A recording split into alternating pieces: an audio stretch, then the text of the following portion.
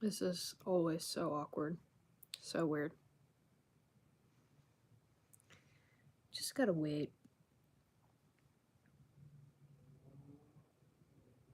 for someone to be on.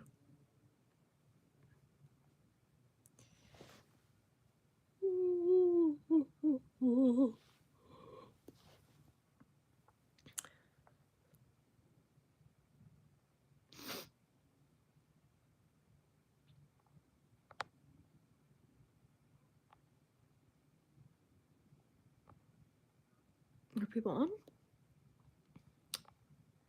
Okay, I see a comment. Hi! Thank you. I just filmed a video, so that's why I look like this. I don't look like this other times. I actually never look like this, unless I'm filming a video, or there's some event.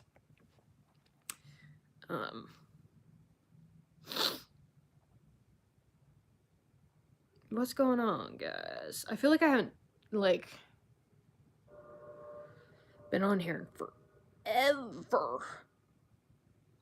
And I feel kind of bad about that. So I just wanted to, I don't know, get on, see if there's anything I could do, like answer questions right now that don't require, like, a lot of time, because I did just film a video, but I don't know when that's going to be out. So I just, I wanted to get on here and talk and see if anybody had anything to say or any questions or anything they want from me. Does anybody, what do people want from me? I've missed you. Thank you. Yes, it has been a long time.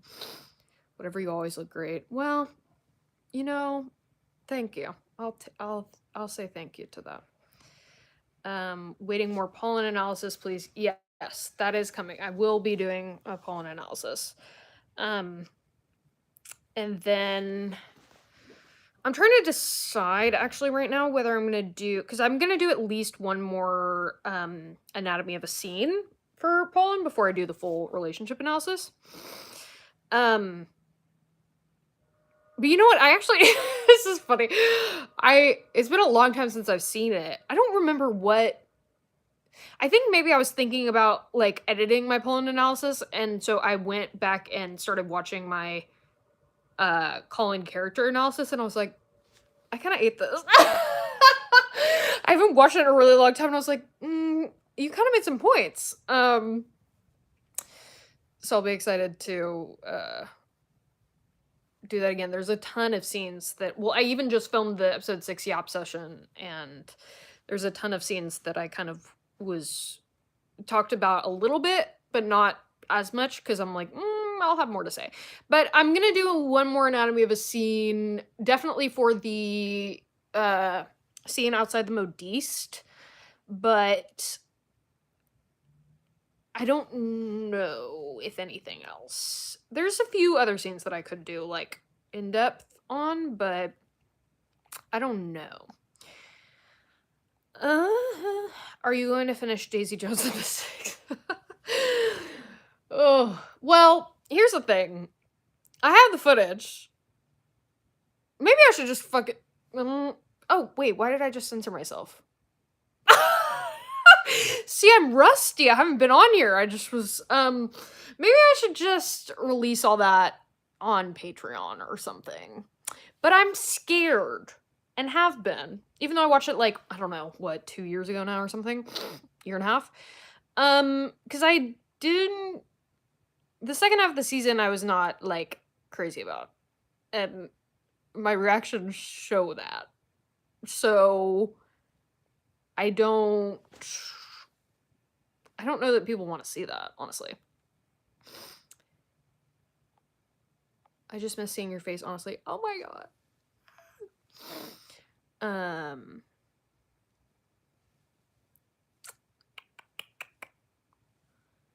Hi there, long time. Yes. Colin analysis made me love Colin even more. You did, in fact, eat that Colin analysis up. I rewatch it from time to time. It's so good. Thank you. I'm so glad. But yeah, I was just, like, brainstorming kind of the layout of the Pollen relationship analysis. I feel like there's, like, a lot of, not pressure, but I'm like, I like the first one that I did. I like the first Pollen relationship analysis.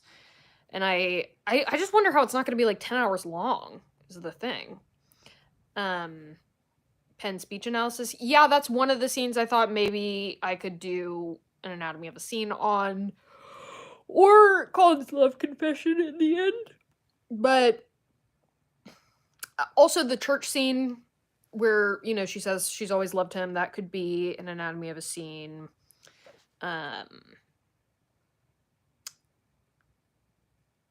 Yeah, or analysis of Colin's final love confession, yeah.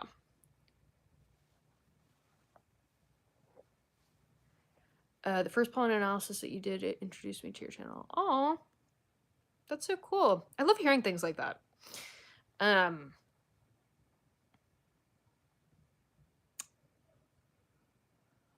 Yeah, guys, what's your favorite video? What's the best video I've ever made? Which one lives rent-free in your head? No, I'm just kidding. So I went to the Candlelight concert. I don't know if I should make a video about that either. This is actually the dress I was wearing.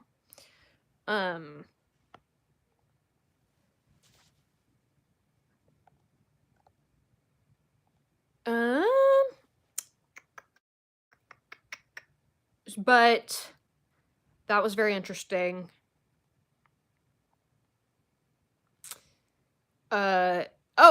Carriage scene.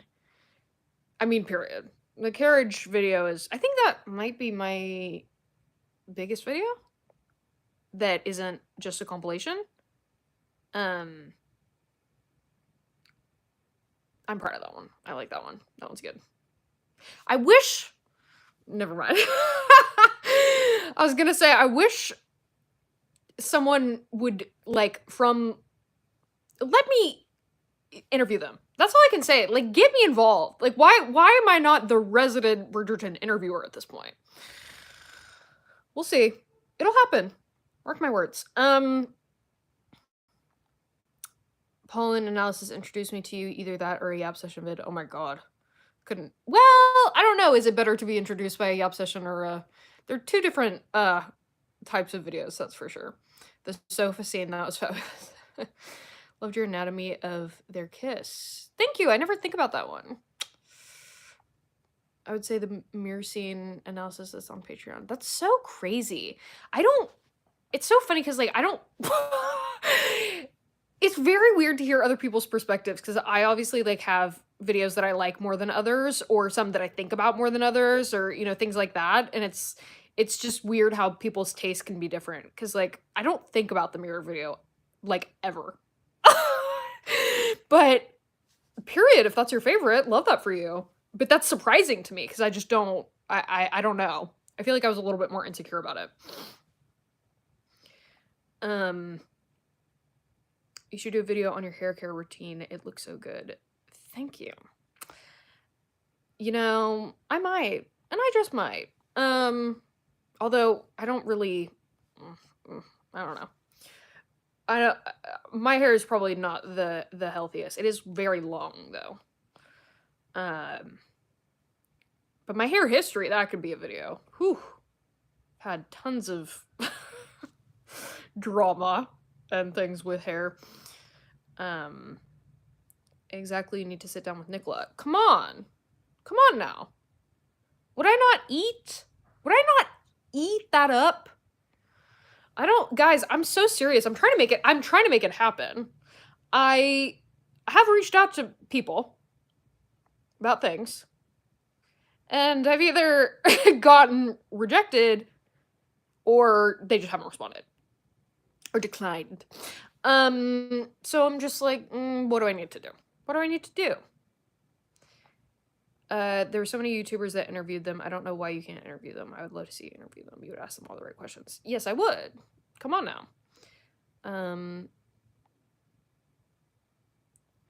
Loved your Pollen relationship analysis. Introduced me to you. I just love the way you explain and get into details about things I may or may not have noticed. And it makes me love you and whatever you're explaining more. Oh. Pollen analysis is my fave, followed by the Pollen, then the Kiss. Love them all, actually. Well, see, it's funny because I never really thought that much of the Pollen analysis, but I rewatched it the other day and I was like, this is better than I remember it being. Maybe I made some points. But that's my point, is I'm like, who else is talking about Colin Bridgerton like this? I'm sure Luke Newton would like for someone that actually like understands his character and has thought about it to ask questions. You know what I mean? It's just I still need to do that. I have a million videos in the works, but I need to do a video talking about the press junket in general, because it's just not it. And I'm like, y'all could be so much better off if you hired, like, fans. You know what I mean? Not like, well, not every fan,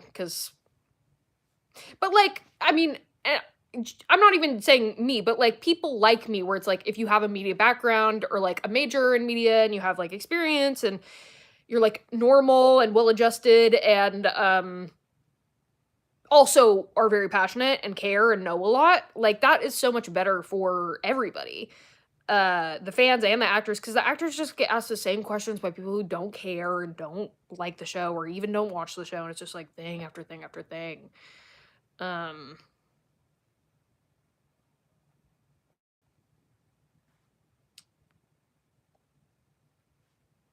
What about videos drawing parallels between two different shows or movies? Yes. That is, certainly. I mean, well, there's only one video that I have so far that I have thought of doing for that, and that's Menendez. I'm thinking of doing a video comparing there's two different dramatizations of that, and they're very different, and I think that would be a good thing.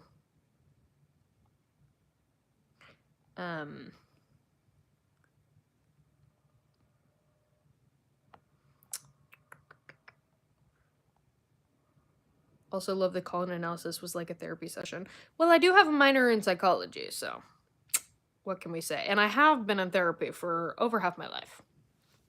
Not to brag, not to brag, but I am well-versed in mental illness, so I can spot it from a mile away. Hire a celebrity who love the show and can interview. True. Yeah, that's another thing. That's the thing. Because there is no if about it. When I become, even more famous, I'm like, I just am never gonna stop being a fangirl. Like, even if I make shows that people are fangirling about, like, I will be that one celebrity that's, like, hosting a panel, interviewing, and, like, geeking out over another show. You know what I mean? Like, that's in the same sphere as I'm making. Like, I'm just never not gonna be a fangirl. It's in my DNA. Nobody is except for you, and people judge Colin and see him as a bad guy or not good enough for Pin, which is not true. I agree. I do not think that is. And I do. God, this fandom is so actually, well, I'm like not that active, but I see stuff and I'm just like, shush. Like, everybody's so mad all the time. Everybody hates each other. Everybody hates the characters. I'm like, if you love Kate and Anthony, but you hate Colin and you like want him to die, I'm just like, how is that a pleasurable experience for you? You know what I mean? Like, watching the show. Like, I'm like, how does that work? You know what I mean? Like, I just like all the Bridgertons. I like some more than others. Like, you can have preferences, and everyone's entitled to do whatever. I mean, I can't stop them, but I find it very weird because I'm like, I just couldn't imagine like hating any of the Bridgertons. Because I just, then all the family scenes are like, you know what I mean? Just seems a little odd to me.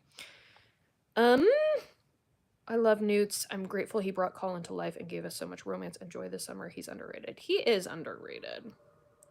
But that's what I mean. I'm like, I wish they had a little bit more appreciation from people that like actually notice stuff. Which again, I'm like, hello? Would love to talk to all of them about their characters.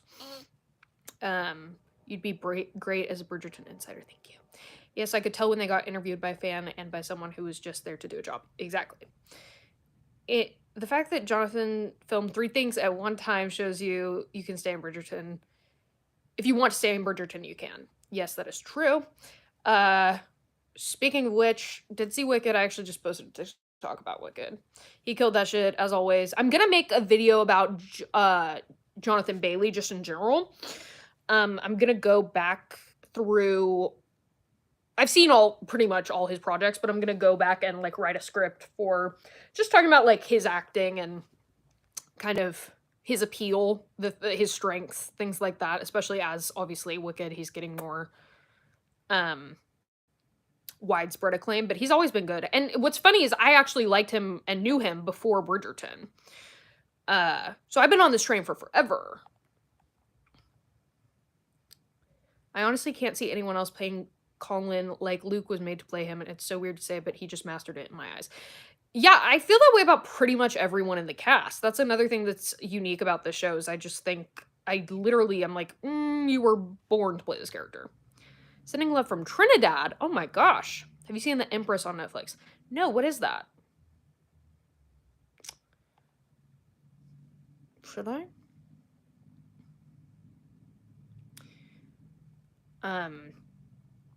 That's another thing. I'm like, there's other, like...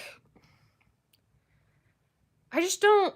There's other, like, period things. I'm just not as crazy about them.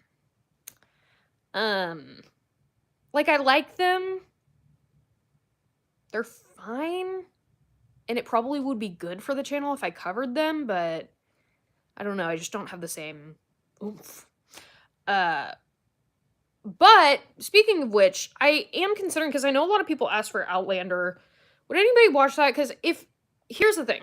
If I could do reactions to Outlander that I didn't have to edit, period, I could have those up like that. Like, I could just film from my computer. Well, I guess I could film on my camera. It would be easier on my computer. But I could, like, stream that like I did. I did a whole rewatch of Bridgerton.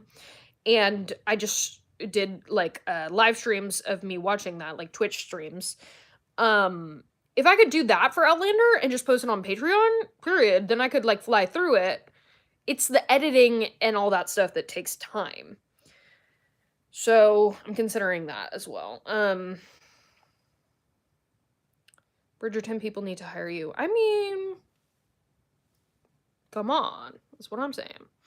I can tell you're a very intelligent person because nobody's breaking Bridgerton down the way you are. Thank you. Thank you for your service, Sammy.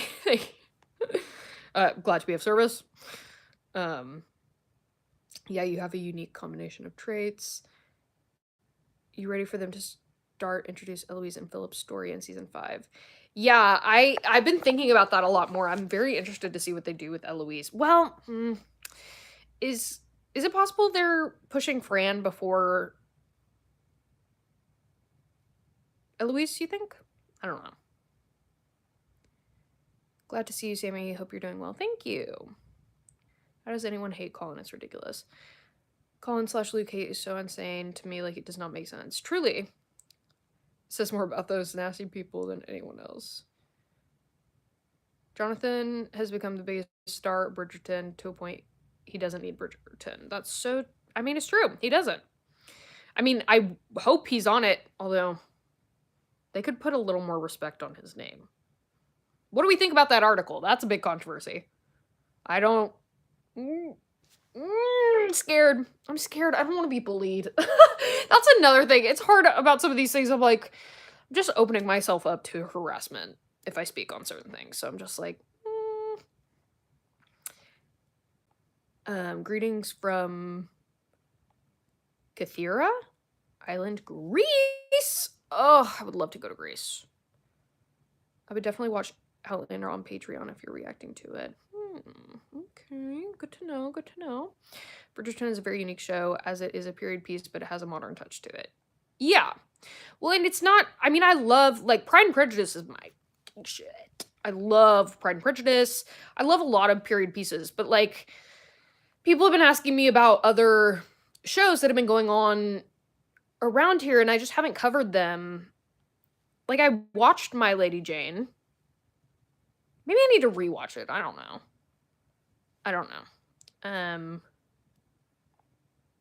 Luke Newton's work and your analysis of their scenes are excellent. You give equal time and not many do. There's nothing to hate. Well, that's another thing. I am excited to do a Johnny Bailey analysis because it's so funny because just the era that I came on here, you'd think that Penn and Colin were my favorite characters and my favorite couple, but they're literally not even. So it feels so weird because it's like, obviously I'm talking about them 24/7 in explicit detail. And of course I do love them a lot, but it's like, Antony's my mans. You know what I mean? Like, he's my favorite character. So it's odd that I haven't done, and I've said this before, but I do think that Jonathan is probably the best of the main actors on the show. So I do want to do some, I want to give some love to him as well, because he's amazing. What article spill? Well, it was Sean Nolan posted an article that was like, you're welcome for Jonathan Bailey or something. I don't know. There are different like schools of thought about it. I'm a little bit of both. Like, I see both sides of it. But given again like season 2 promotion, it's just kind of like, ugh. Maybe give him a little bit more love. You know what I mean? I'd like to see Eloise's story take a different path completely. I think out of any, but I think actually, Franz can change a lot now with the gender swap, but Eloise, Gregory, and Hyacinth, I think, but especially Eloise, I think those are the most likely to just change completely. Like, I don't think they're gonna do Eloise. I think they're gonna change pretty much the entire thing of Eloise's book. I really don't think we're gonna see a lot of it. I think they could even kill off the kids. I wouldn't be surprised if they did that.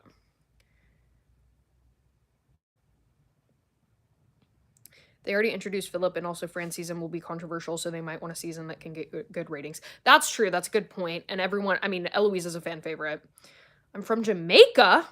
Have you ever been? No, I haven't been out of the United States, other than once I went to Nicaragua. She's very different in the show in comparison to the books. FYI, I prefer Eloise in the show. Yeah, I agree. How would you change Eloise's storyline? You know what, Carissa, I'm so glad you asked. Me, I'm like, see, if I was in charge. God, I need to start thinking about what I would write for season 4 too. My favorite book. Oh, God. I go back and forth on whether I would change her being an instant stepmom, because there is part of me that likes that for her.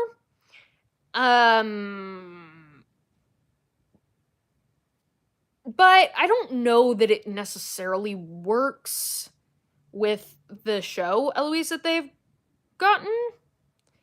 But it could.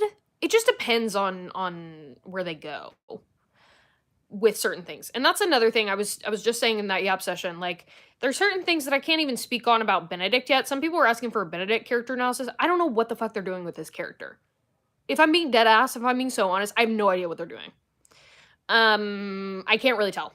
I think it could be a few things, and it kind of just depends on if they stick the landing. Like, if the execution is good in his season, then I can go back and retrospectively be like, okay, the seeds were planted and we got here and this was good. But as of right now, I'm like, I don't really know what they're doing with him. But it's kind of similar with Colin. I mean, they had some seeds of some things, but it wasn't until his season that it was really clear to me what they were going for and what the arc was. So it's a similar thing with Benedict. I don't know what they're going for. I don't know what they're trying to do with him. I think they might be doing like a Benedict has never been in love. And I actually had this thought the other day, because he's actually one of the only Bridgertons that we've ever seen not in an actual, like, romantic relationship slash, emotional entanglement, like, being in love. So, because Anthony, like, he loves Sienna, or at least he said he did, or he thought he did.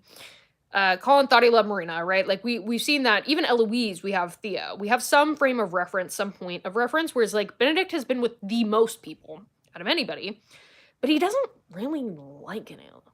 Like, he doesn't actually really feel any type of way about any of them.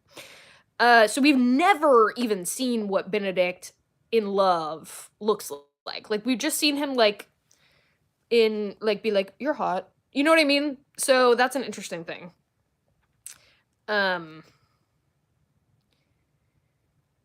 I can't imagine Eloise as an insta stepmom, but I honestly can't wait to see where they go with it. But the thing is, it also depends on what they do with her character in the next,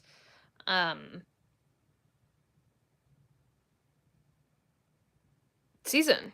Because I don't know where she's what's happening, where she's going. They could pivot somehow where, like, it would make more sense for a stepmom arc for her. They could do stuff, but it just depends. Have you ever been to New Zealand? It's a hot day here at the moment. No. How hot is it? I feel like with the non-leading siblings, the show is trying to hold off on committing to a book canon until they absolutely have to, pleasing everyone until at least as more eyes are on it. Until then, at least as more eyes are on it. Yeah, I agree. But it does. Yeah, I do wonder about Benedict. I wonder a little bit with her, because it ends up being something of the same a little bit, where he's like, "Oh, I'm floating purposeless, and no, I don't, I'm the second son," and all this type of stuff. Like, they took some of that and put it onto Colin as well. So it's just, it's up for, we'll see. It's up in the air. My mind can go wild on what they do with Benedict's character. Yeah, I agree. I'm personally open to anything they do with Benedict, but with Eloise, I feel like they need to create a whole new personality. Yeah, I mean, I agree. I think that, well, I just don't know that I really see things playing out as they did in the book either, where she's, like, gone the entire time. It's, like, just her and Philip in the, like, secluded countryside or something like that. It's been a long time since I've read it. So I don't know that I see that happening. Like, I feel like it has to connect back, because part of the world building is, like, all these characters and this ensemble and the Ton. So I just don't think they're gonna do that. I just don't think it's gonna be, like, as isolated. I'm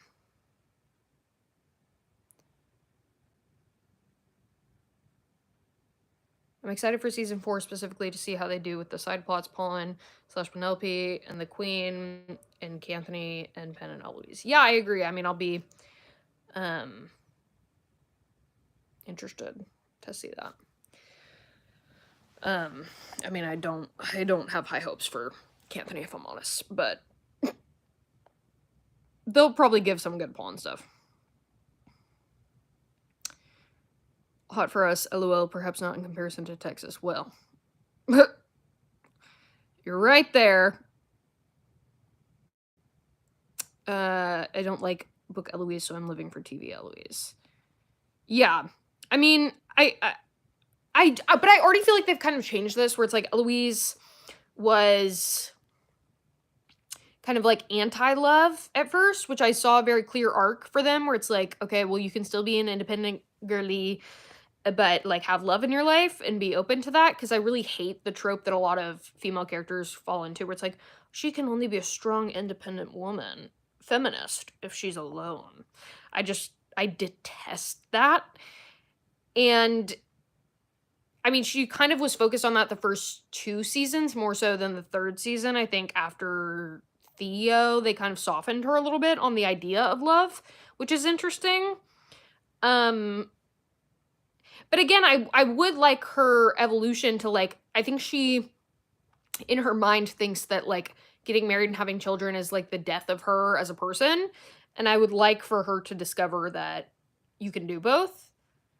And I think that would be interesting to see, like, I just think it would be interesting.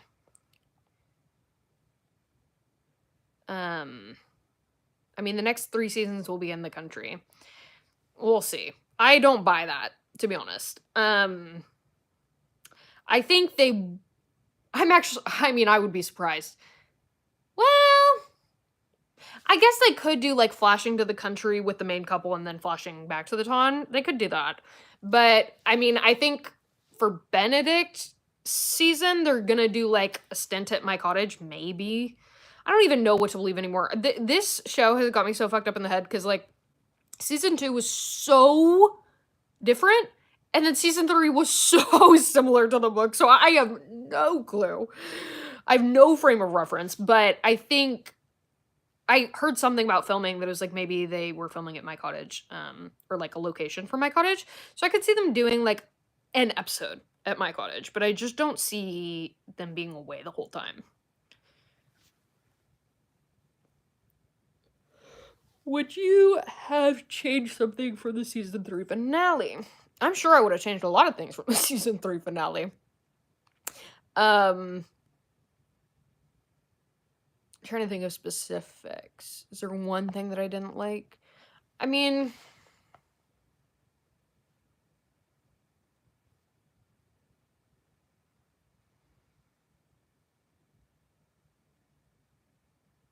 I don't know. I need to think about that more. The thing that's in my head right now, because I just did that episode 6 Yap session, is I mean, rewatching Benedict's storyline, I have kind of changed my mind on it. I don't love it, and I don't think it was done well. But I'll talk about that in the Yap session.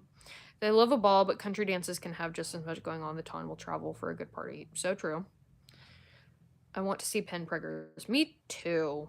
Although, maybe give her some rest. But I one of the things I actually really liked in the books was the, like, side plot of Colin being, like, way too protective over Pen when she was pregnant. That was really funny. Agree completely about your feminist comment around Eloise. You don't have to be alone to be a strong feminist. So true, bestie. What do you think the end of the show would look like? I wonder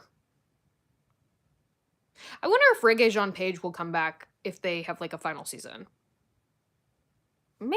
I don't know. I wish he would, if just for an episode. Just to kind of be like, you know, pay homage. The end of the show, I don't know. I mean, I just think it'll be one of the last siblings. It'll either be Gregory or Hyacinth. And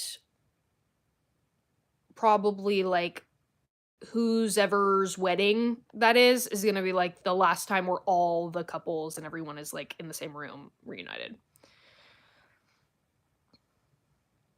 I'm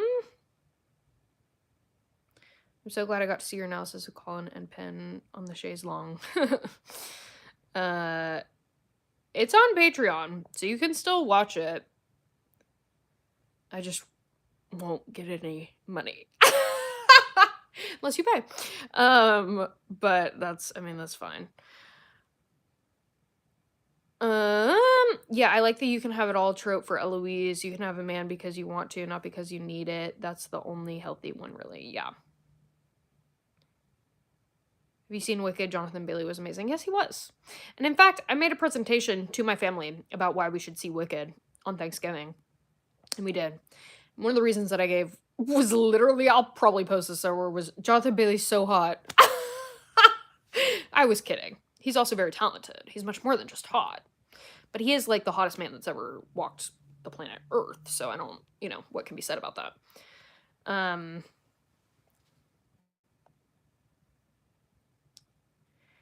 There's a 9th book that's Violet and Edmund's love story. Yeah, I think they'll do a spinoff of that. That's another thing why it was hard for me to conceptualize, because I actually think they could continue spinoffs on this. Like, they could do Queen Charlotte after Queen Charlotte. So, I'd love for Raya to come back at the end or sooner. Me too.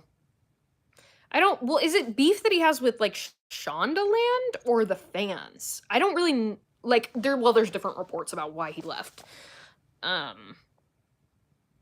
Or, like, any animosity between them.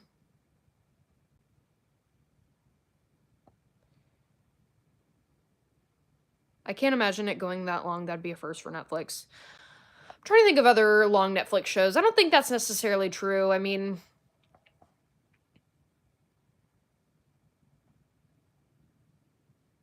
I know Netflix has a reputation for canceling things or having, like, short seasons, but Orange is the New Black had a lot of seasons. Stranger Things is gonna end up having a lot of seasons. The Crown is gonna end up having a lot of seasons. And they have consistently always said that they're gonna adapt, or they're gonna try to adapt all the books. And I think that's true. I don't really see, I don't know, I guess it depends. I could see it ending or not ending is the truth. But I think I have a little bit more faith that it'll last longer. Everyone's, like, so convinced that it's gonna get canceled. I don't know why, but I just don't really think it will. This is one of the biggest cash cows for Netflix. Like, this is one of the most successful shows. It makes them the most money. So I really don't know what their reason behind canceling it would be.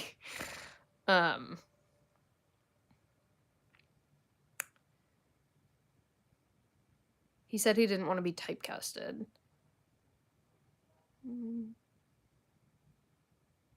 Interesting. But there's probably, I mean, well, I don't want to, there might be more to it than that. Because I feel like I've seen over and over, maybe there was some animosity or something.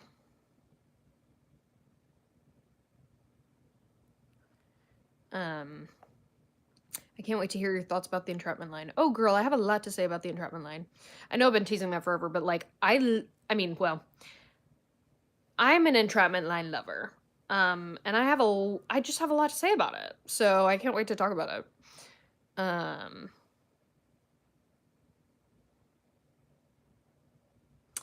don't see them canceling it. They profit off of it too much. So true, what I was just saying. I thought the 5th season of Stranger Things was going to be the last one. Is it? Oh, yeah, I guess. Ugh, they just take... well, it's so funny, because I literally... Stranger Things used to be my Bridgerton. That was my Bridgerton before Bridgerton. So, I had a whole fan account for that was actually bigger than this, if you can believe it. But I just feel so differently about it now. It's so unfortunate. It used to be one of my favorite shows ever. And now it's just, there's just so much I'm like, it's just really complicated. Yeah, I guess it would only be 5. But they do the, like, 2-part thing now, so it feels like more seasons. But they've taken so long in between the seasons that it feels like, I'm like, oh, yeah, I guess it has only been 5 seasons. But 5 seasons is a lot. I don't think it'll cancel. I just can't see 10 more years of it.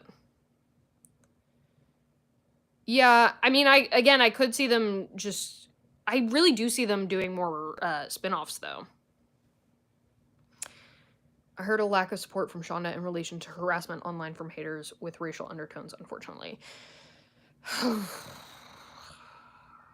And we have seen this a lot, unfortunately. Bridgerton is probably in their top 3 most profitable shows of all time, so I highly doubt they'll cancel before it's done with Shonda Land contract. Yeah, I agree. That's what I keep saying. I'm like, I think we're good. People keep thinking it's gonna get canceled. I'm like, I think we're fine. Some people didn't even think we'd get to season 4. I'm like, I'm pretty sure they're all... like, I'm like, I don't know about all that, but, the line is so layered. I love it. I know. It's so good. I love that. I love that scene. My breakdown for that will eat. Writer strike happened in COVID-19. So true. But, I mean, Stranger Things had a problem before that. They took for fucking ever. And I remember I was waiting the entire time from season 2 to season 3 premiere. It was a long wait. Oh my god.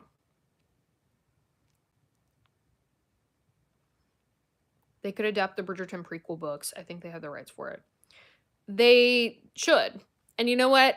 Let me be the showrunner and also cast me as one of the Bridgerton ancestors. Thank you. Next. I would love to be a showrunner for one Bridgerton something or other.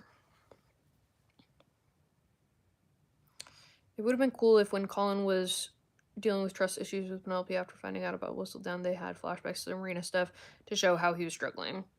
Yeah, I mean, to me, again, it was really obvious, but I think some people miss that. I even think I read a comment on my Colin character analysis the other day that was like, I hadn't even thought about his trust issues from Marina, and I was like, well, yeah.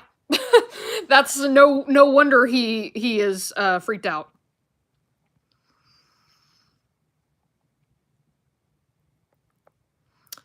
I actually can't imagine it 10 plus years down the road, if only because isn't that the point of Netflix investing in Shondaland?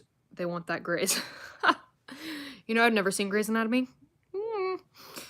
I've never seen any other Shondaland show, actually, which is kind of... Actually, I saw some of not How I Met Your Mother. I have seen How I Met Your Mother, love that. How to Get Away with Murder. Bring on the spin-offs, Violet and Edmund, yes please. Yes, so true. I think they'll finish the book series, but they need to speed up production as much as possible. I agree, because I also think for the actor's sake, by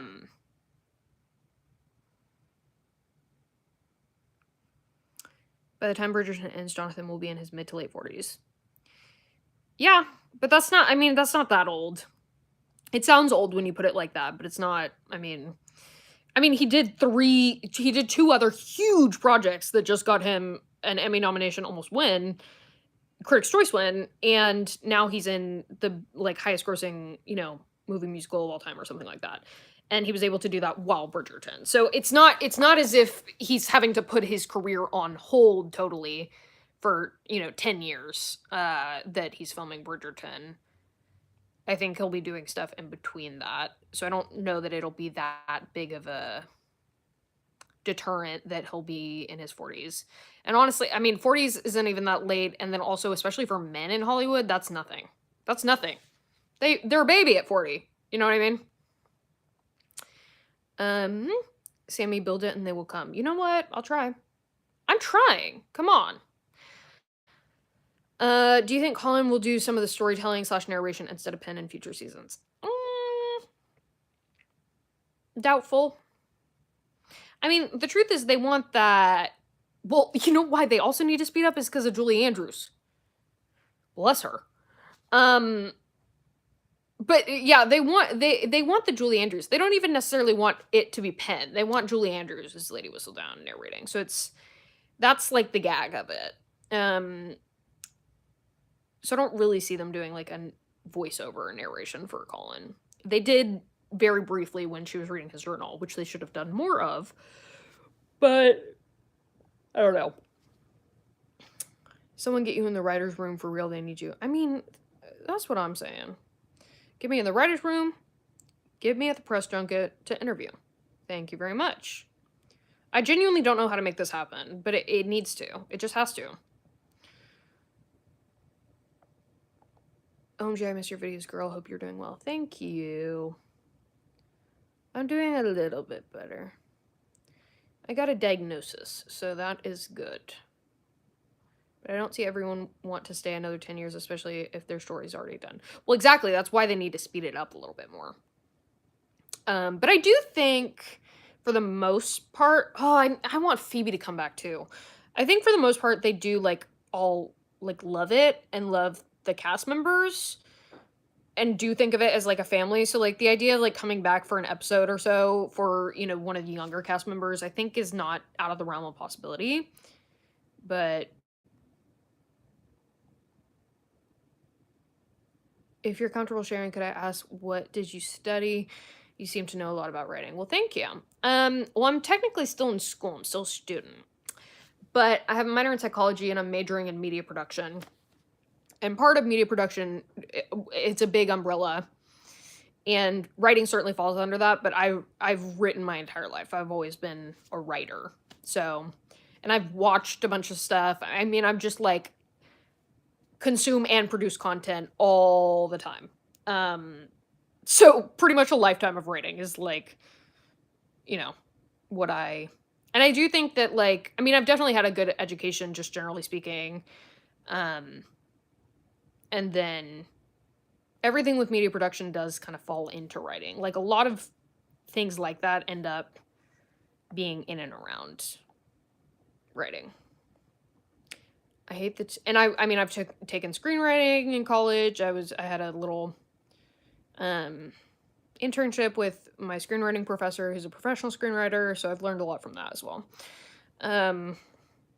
I hate the 2-year breaks between seasons, but it does allow the cast to explore other projects, which is ultimately good, especially if we want our favorite characters to return. Well, see, that's what I was thinking. I was battling in my mind. I was like, would it be better for them to speed it up so then they can all move on? Or is it good that they have the 2 years so then they can all do other things and then return? I don't know. I guess it remains to be seen. If you'd watch How to Get Away with Murder and do character analysis on the characters, you would absolutely devour.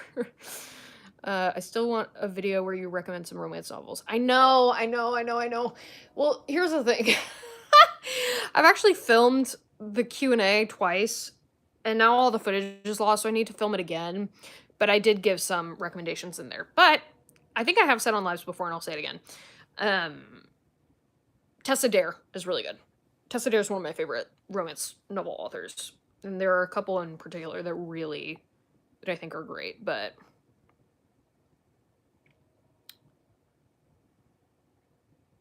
yeah, I could, but it's funny because I haven't actually read a romance novel in forever, but I did read one the other night.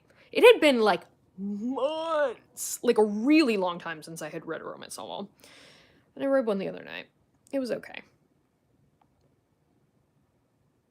Yeah, I could only see it being canceled if too many actors stop returning and views drop. Yeah. You have natural talent too, not just a good education. Thank you. And to be honest, I agree. I have always, writing has just always been a thing for me. Came out of the womb with a quill in hand.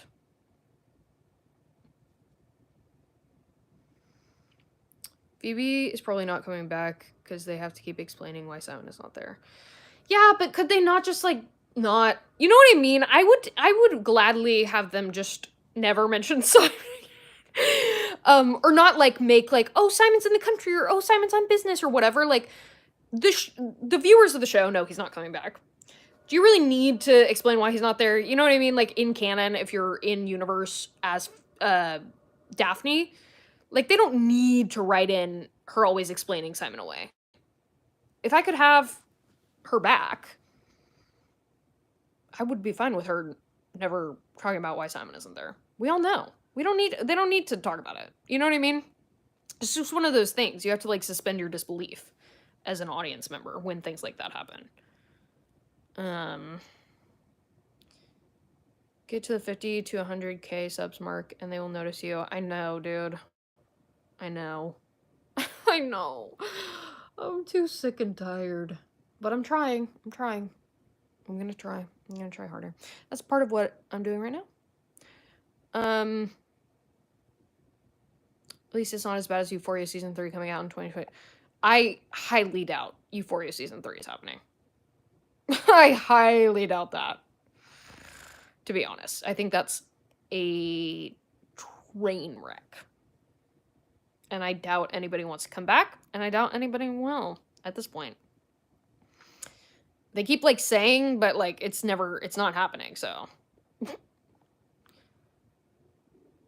I struggle to understand emotions, both my own and others, so it's nice to hear such things explained by someone has natural aptitude with that. That's so cool to hear.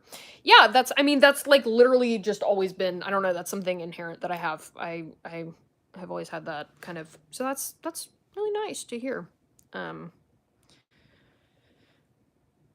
I forgot Euphoria still has a season coming out. It's been like 3 years. I know. In the books, I just finished Hyacinth's book. Daphne visits Violet alone to have tea with her. Do you have a personal ranking on the 8 books? Yes, I do.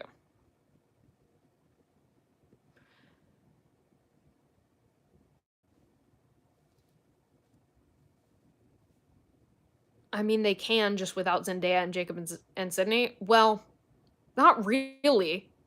Those are 3 of the main cast members. If you can't get those 3 to come back, nobody wants to watch it. Nobody wants to just see fucking Maddie or Lexi. You know what I mean? Like, nobody... or Jules, I guess. Even though I think Hunter Schafer would be a stretch at this point, too. They would be better off if they could do a spin-off of that, or take some character from that universe and make a new show. That is their best bet to continue the Euphoria verse, in my opinion. Yeah, personal ranking of the 8 books. So I still need to reread. It's been a long time since I've read some of them, but my ranking goes something like: number 1, Offer from a Gentleman. Number 2, Viscount Who Loved Me. Number 3, On the Way to the Wedding, Gregory's book. Number 4, When He Was Wicked. Number 5, Eloise and Penelope and Romancing Mr. Bridgerton's book. Well, no, that's not. I guess Romancing Mr. Bridgerton, then To Sir Philip with Love, then Hyacinth's, It's in His Kiss, and then last is The Duke and I. I did not like The Duke and I. That was the only one that I really like. I struggled to finish that one. I found it boring, personally. It was not engaging to me. Zendaya, Jacob, and Sydney are the best actors in the show, so I highly doubt that. Yeah. Even if they get them back, it will not feel jointed, as everyone is going to have filmed different times. No, I agree. I think they should axe that show completely. I think any future of that show, any good future that show had, is absolutely out the window, and they need to stop making it happen. Stop trying to make Fetch happen. Stop trying to make Euphoria season 3 happen, because nobody... does anybody really want it? I don't. And I certainly don't want to see some, like, weird, Frankenstein version of it where it's like, it just doesn't feel right. Honestly, even the difference between seasons 1 and 2 was already, like, jarring. So, I don't think they should bring that show back. I think he should let that go. Sam Levinson, let that shit go.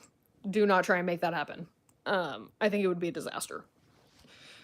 And probably ruin any goodwill that the show ever had in the first place. If I'm honest. So, what is this? Oh, retouch on. Wait. There's a oh, it like makes your skin blurry? Sorry, I'm like, there's like a wand, and my ADHD said, what is this? What's the difference? I don't look that different with it on versus off. I kind of just look blurry. Okay. Anyway. Never watched Euphoria. After The Idol, we all moved on from Sam Levinson. I didn't even watch The Idol. I couldn't stomach that. What about the Harry Potter TV show 2027? What about it? Love the Harry Potter movies. I mean, well, I don't know. I've already heard, like, controversial things, but I'm sure... No, I'll watch it. I do love the story. I'll be interested to see, like, who they cast in that. Sam Levinson trying to hold that cast hostage. Really? And it's not working anymore. Zendaya has moved on, my dude. You know what I mean? Like, they used to have, like, a partnership, like, oh, I'm a producer. We're producers together. We're creative collaborators. She doesn't give a fuck anymore. As she shouldn't. OG, I really like On the Way to the Wedding. I thought I was alone. No, I love On the Way to the Wedding. On the Way to the Wedding. Actually, I need to reread that. It's been so long. I only read that one once, but I remember loving it. I was like, Gregory. Ugh. Can't wait to see Wicked. You haven't seen it? Get on it. It is good. I have been singing What Is This Feeling nonstop. In fact, I think I might embarrass myself and even post a cover of it. Not that it'll be so bad it's embarrassing, but just posting it in general will be embarrassing. But I just can't stop singing it. And I'm just like, what am I doing? Harmonies are too fun.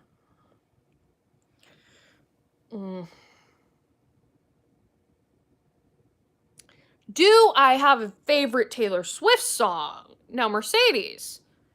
Here you're coming to the real questions. This is real journalism. As you should. I have many favorite Taylor Swift songs. You need to narrow it down. What do you mean? I actually don't know that, like, if I were to think about it, I think I would be able to say, oh, this is my favorite song off of this album, but I don't, that's such a hard question. It's funny because it's very interesting, like, I don't talk about it much on here, but I am a big Swiftie. I actually am there's a video that I've been working on where I'm gonna rank her Eras tour costumes. So, I have a whole history. I have a whole thing. I'm a big Taylor Swift person. And I used to hate her, which is what's crazy. So I've had quite a journey. But I like that you asked that. I like that you know that. It's always fun when people mention Taylor Swift. Because it's a lesser known thing. You gonna watch live action Snow White, as it is gonna be a disaster? I definitely will not pay money to watch it. That's for sure. But, you know. Give me movie recommendations. Because I was watching my Red, White, and Royal Blue. I was watching a clip of my Red, White, and Royal Blue thing, and I was like, I've only reacted to one movie. Isn't that crazy? I feel like they're quicker to do than TV shows. Maybe that's how I grow a little bit more. Costs a lot to see a movie here in New Zealand. Damn. I don't usually like musicals, so I won't watch Wicked, but damn it, TikTok is killing the Ariana Grande song. I don't even know what the name of the song, her holding a book and whatnot. Yeah, that's What Is This Feeling? That's the one that stuck in my head. The harmonies are just too good, too fun. Should I watch Hot Frosty? I've only seen, like, pictures of that, or clips, maybe. But that might be fun. Like, I do want to do maybe the after series, because I've said this before, but that was actually the first video I ever filmed for this channel, and it never ended up making it on the channel. But it was actually a really funny video, but the audio was so horrific, I could literally never post it. So I might redo that, because that was a really funny commentary.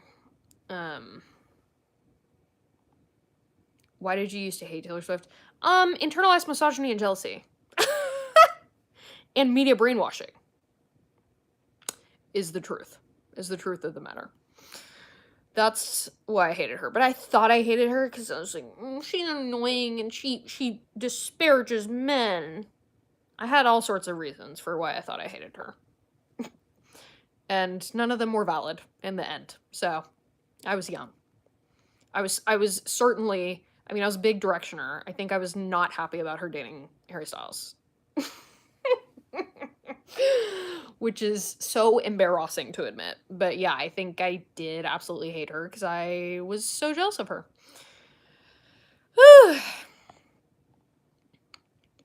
Twilight rewatch if you've already seen it. So it's so funny you say that. Because I have a video that has been denied a million times for copyright, which is me and one of my best friends' commentary on Twilight. And it is so funny. At least I think it's funny. I don't know. Maybe it's one of those things where, like, nobody else would think it's funny but me and my bestie. But I think our commentary of Twilight is so fucking funny. And they won't let me post it. So I have recorded, it's just audio recordings. It's like a pretty much it type of format. But all of the Harry Potter movies and all the Twilight movies, I have audio recordings with my friends where I've done commentaries on them. And I do, like, hope to post them because, I mean, I took the time of recording them. It was a while ago at this point, but they're I think they're very entertaining. If I could ever get YouTube to let me post it.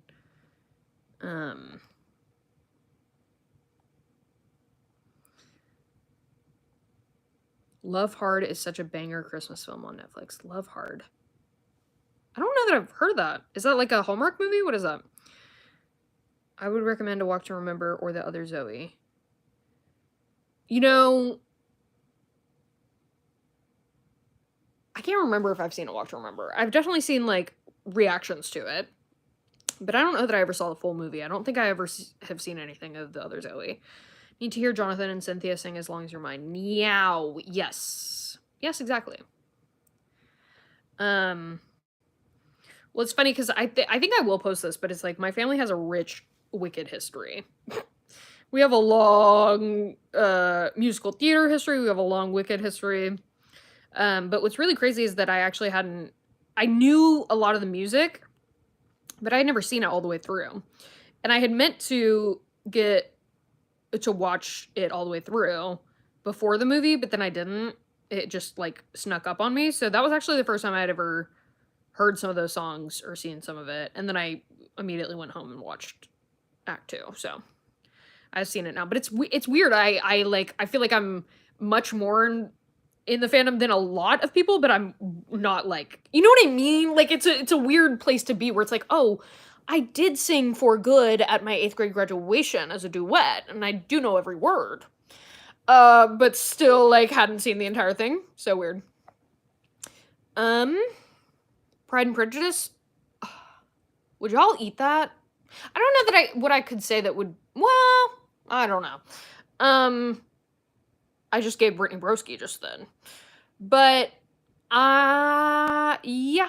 I mean, I love Pride and Prejudice. Pride and Prejudice is one of my favorite movies. One of my favorite couples ever. I could probably eat that. Would you share your Spotify rap / Apple Music? You know, it's so funny you asked that. Because my entire... my top artists, my top 5 songs, all the same person. And it was all Chaperone. And my most played song was apparently Naked in Manhattan. And I think I played it 70 times.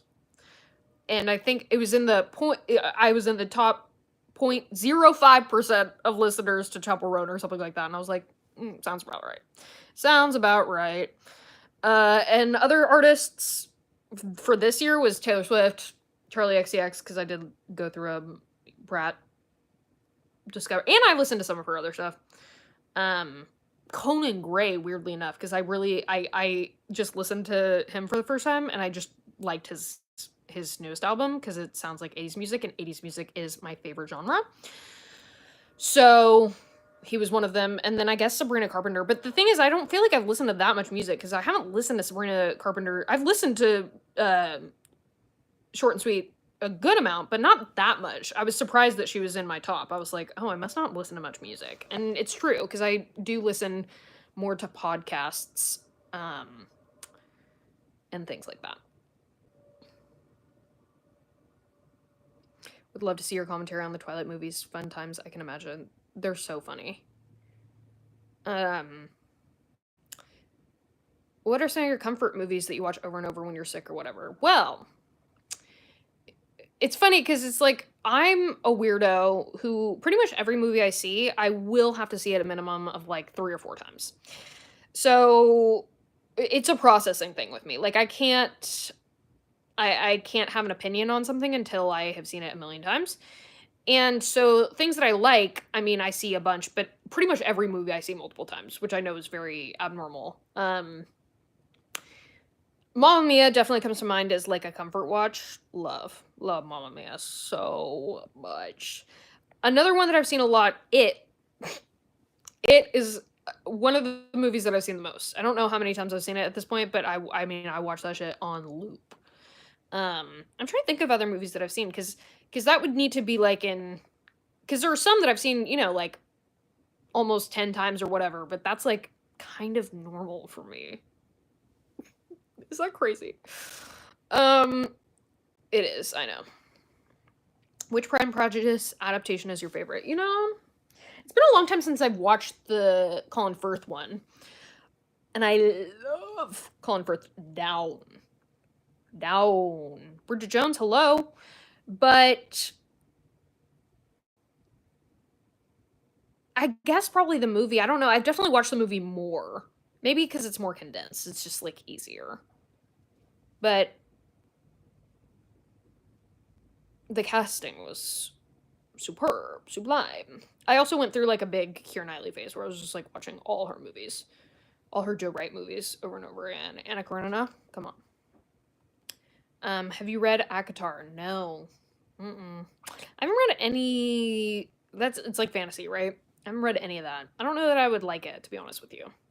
That's another thing. It's funny, like people request certain things. I'm like, I hate to break it to you, I think I would hate that. There are certain things like I don't a genre that I don't like. Ooh, I don't cancel me. Animation.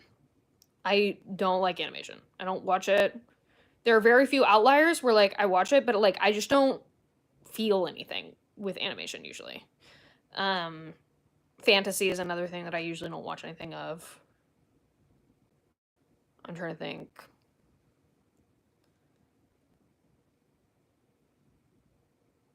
Sci-fi. I can't fuck with sci-fi. I don't, you know. But I mean, certainly there are outliers, and I'm not saying that like everything would fall under that, but Phantom of the Opera with Gerard Butler. I grew up on that movie. Thank you very much. Thank you very much. I was literally raised on that movie. Emmy Rossum, come on now. That's my dad's favorite musical, actually. So I know all the music to that.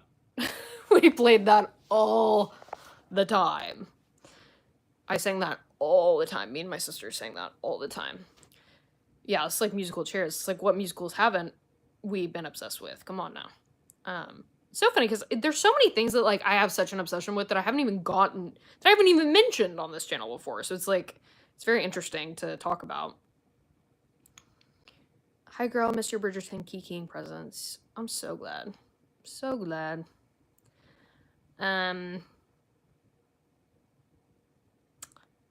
Game of Thrones. I did watch Game of Thrones, and I do love House of the Dragon.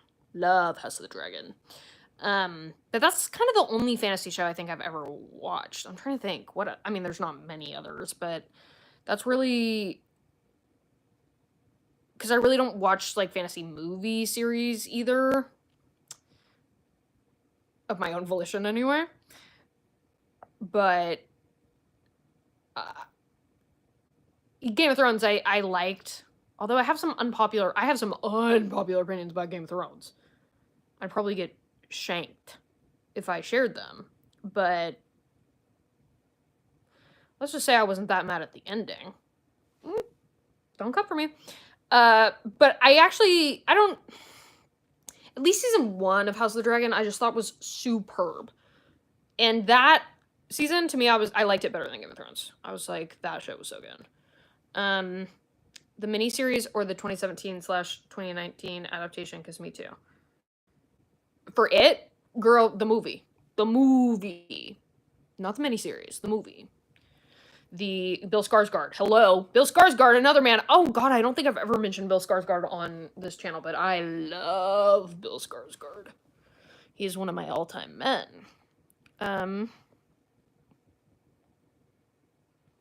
What about reviews on the Bridgerton books as they are so different from the show? Well, I plan to do one of every book. I'm wondering if I should just get my Offer from a Gentleman up one up now, or if I should wait closer to the season. It'll probably get more views if I wait closer to the season. But I almost feel like I need to do that before I do other videos talking about the book and Sophie and Benedict. I recently watched season 3 of Bridgerton for the 17th time. I just noticed that Colin was looking at Pen's necklace and rubbing his hands not to touch her in episode 6. I'm re-obsessed with them. Which scene in episode 6? If you are a romantic, I'd highly recommend ACOTAR. I am the biggest romantic.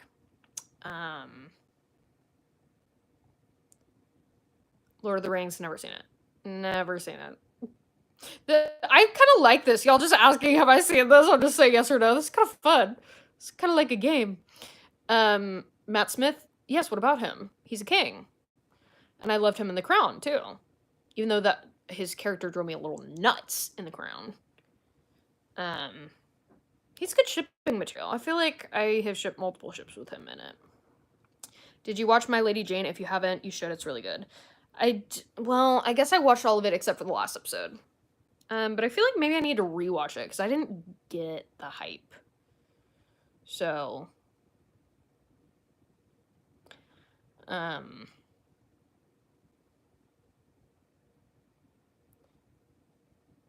was kind of sad when it canceled, but I see why they canceled it.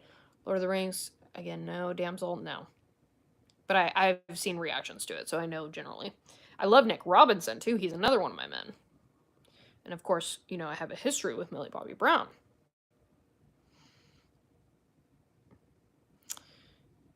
In the church when he said, if you'd still have me in Penn, I'd call in what world would I not? Oh. What about classics like Breakfast at Tiffany's? You know, I think I have seen Breakfast at Tiffany's. That's one of the classics that I have seen. But I think there's a bunch that I haven't. That's a whole other genre you could do. Maybe I should start do a classic movie series reactions, because, you know, I need to be a little bit better about that probably. Because I am very much like an expert, and I am like an insane consumer of media, but, you know, I certainly have blind spots where it's like, oh, this is like a classically, you know, great movie, and I haven't seen it. But I think I have seen Breakfast at Tiffany's, although I don't remember anything about it.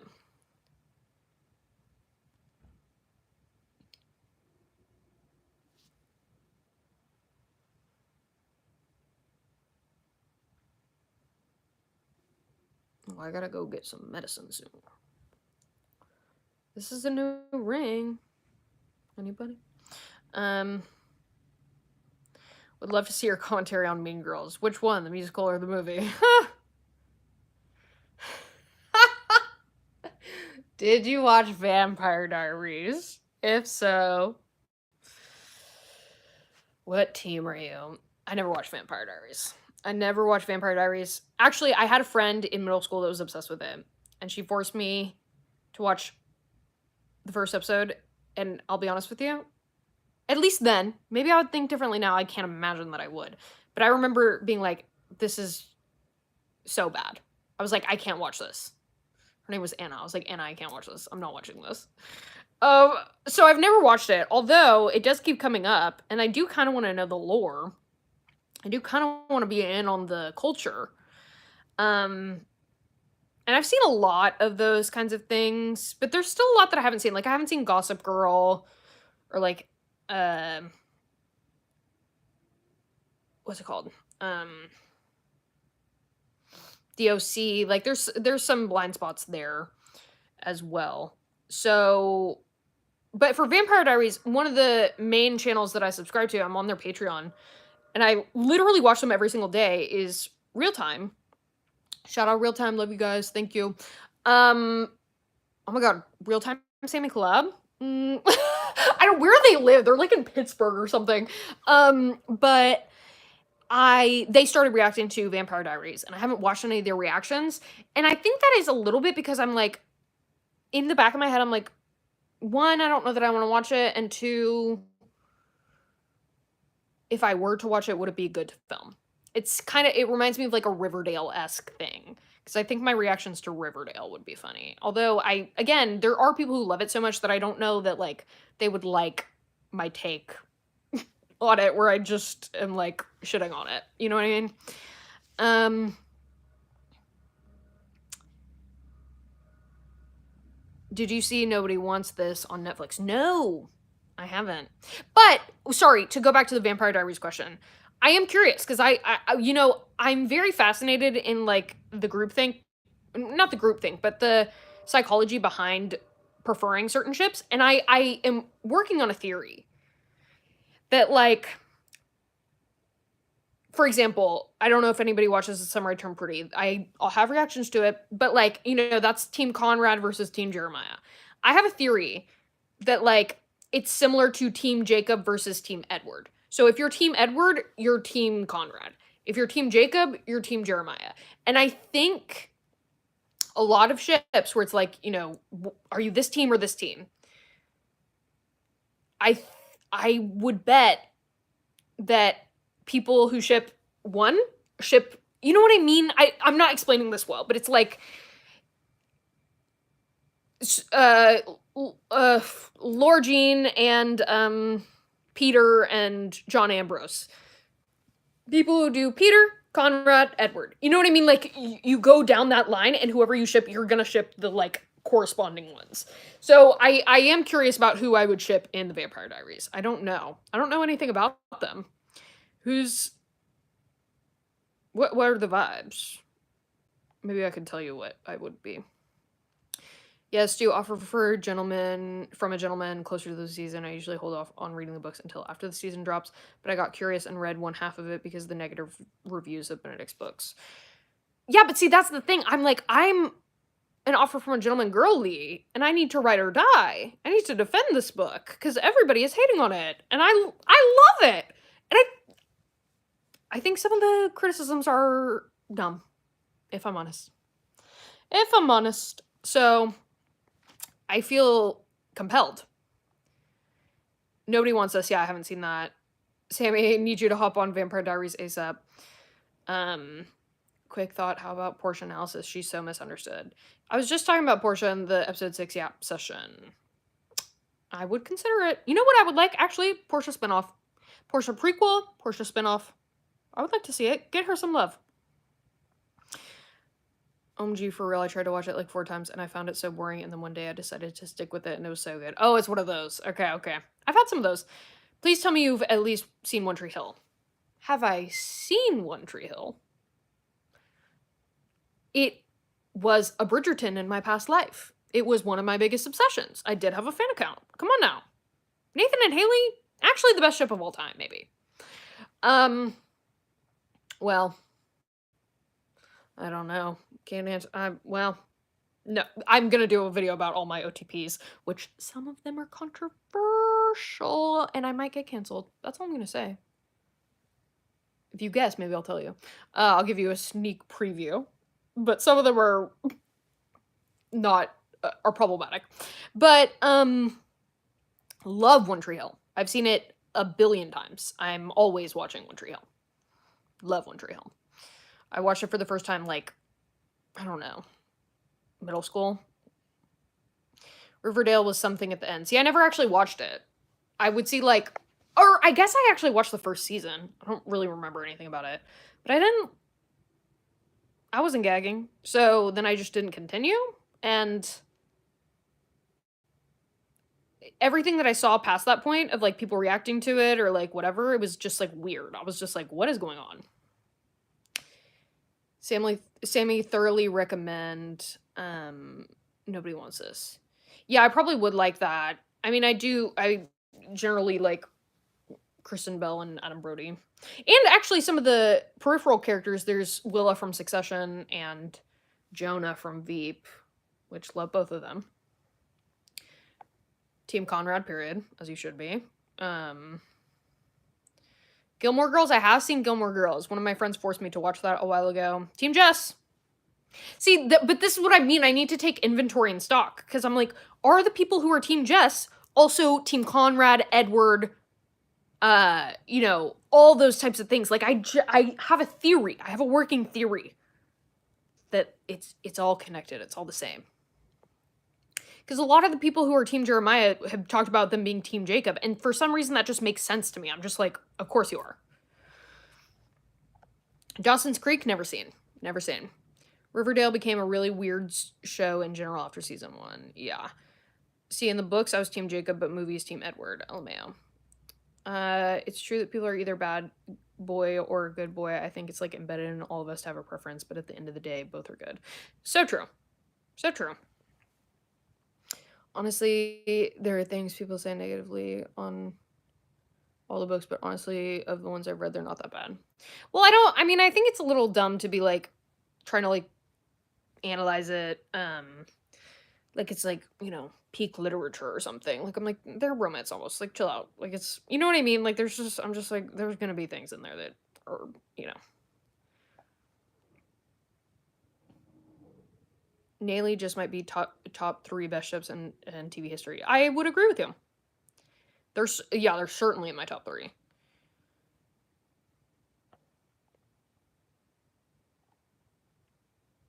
Nobody has guesses about my problematic ships? There's only 2, really. Although, well, one of them I can understand why people, and the other one I think I'm just like, shut the fuck up.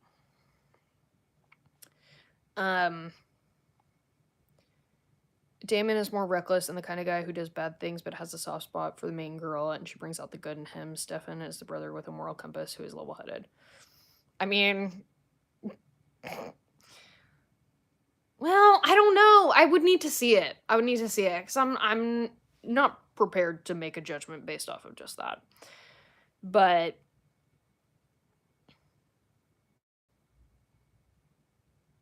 we'll see. I mean, fuck, am I gonna have to react to Vampire Diaries now? But see, I'm scared about reacting to it because I know a lot of people love it, and I just don't think I would love it. Like, I just think I would still think it was a bad show at the end of the day. Because here's the thing, like, there are certain shows that I like that are of a lesser quality, but, like, I'm a prestige TV girly at the end of the day. Like, I love quality films and television. And I know because I talk about Bridgerton. Again, Bridgerton is not, like, that low, but it's not that high either. It's kind of middling. It's kind of in the middle. It's certainly not prestige TV, but it's not like trash TV either. So I feel like the audience can go one way or another, but I just don't think I would like it. I just think I would be like, that was bad. That was not a good show. But then again, kind of every teen show that I have watched, I've found something in. Like, I don't know. Well, I did watch Pretty Little Liars when it was airing. I don't remember if I watched every single season of that. Thoughts on Moulin Rouge? Period. That was the first. I watched Moulin Rouge and I was like, I see why everyone's obsessed with Nicole Kidman. That was the first time I, like, understood it. I was like, yes. I don't hate Offer from a Gentleman yet, so I'll be here to kiki with you when you review it, period. And a lot of people wanted Hermione and Draco to end up together. Give me a break. I'm sorry. I'm a big Hermione and Ron. They're actually one of my OTPs. They are. So, sorry, can't take that seriously. There's some... I think there's hair on my face somewhere and I can't get it. You know when that happens?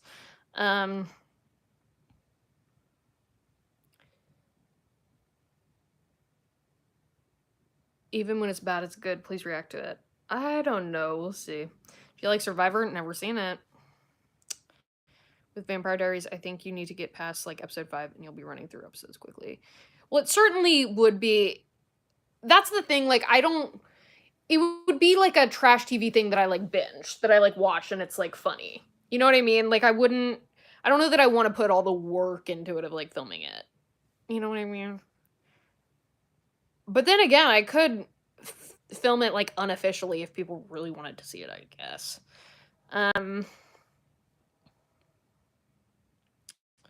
What's in your prestige TV tier list? What isn't? Fleabag is one of my favorite shows of all time. Succession is amazing. I mean, obviously Breaking Bad and Mad Men was good. I mean, there's so many. There's so many. It's really hard. The Crown was great. Ozark was good.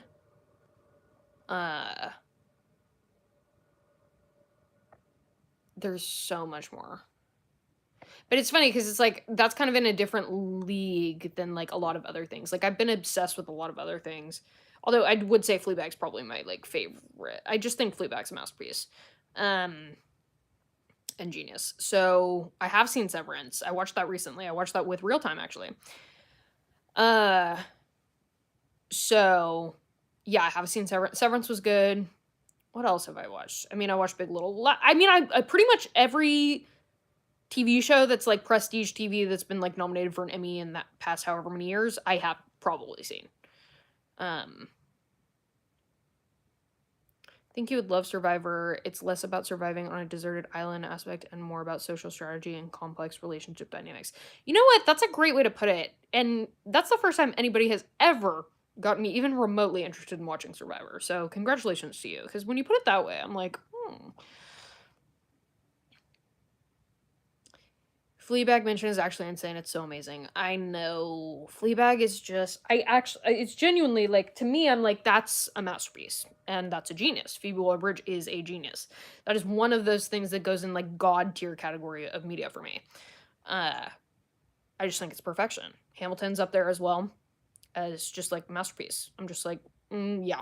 Yeah.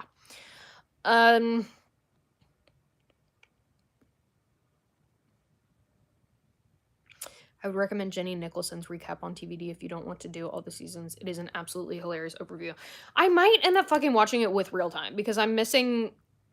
Like, I like to watch them every day, and there have been times where I haven't been watching them because I haven't been watching their Vampire Diaries, so I'm like, fuck it, should I just, like, watch it with them? Because I've watched a lot of shows with them that I wouldn't have watched otherwise. Actually, yeah, Severance I watched because of them. I just watched Never Have I Ever because of them, but I actually ended up loving it.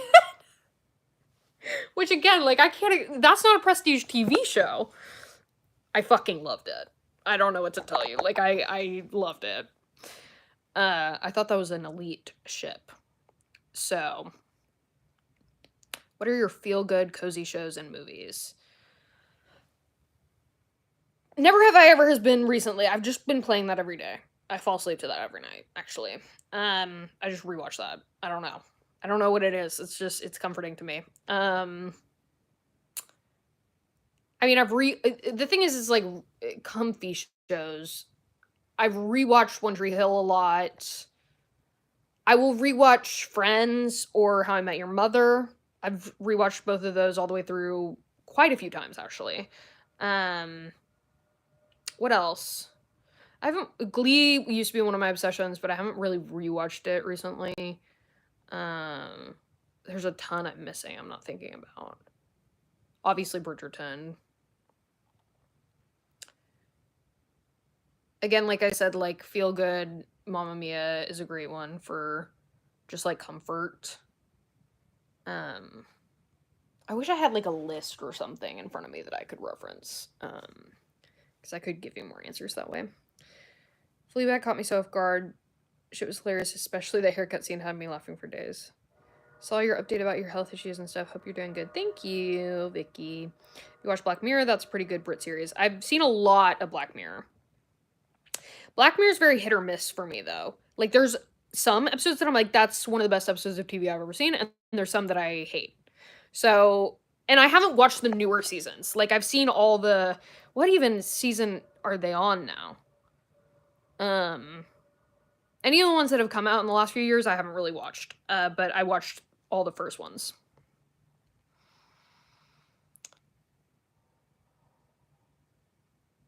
Never Have I Ever was good. I haven't seen the last 2 seasons. Was it a good ending? I thought so. Love Never Have I Ever. Agree, so comforting. Yes. Schitt's Creek is my go-to. Yeah, I've seen Schitt's Creek. I've considered rewatching that. I actually think Real Time would be good to react to that. Love Glee. I mean, period. Come on. Taste. I love a lot of Ryan Murphy shows. That's the truth. Another hint to problematic ships, perhaps. American Horror Story was another one of my big obsessions. But it's been a while since I rewatched that. But I mean, that used to be a big thing for me. Dairy Girls is another comfort show of mine that cracks me up.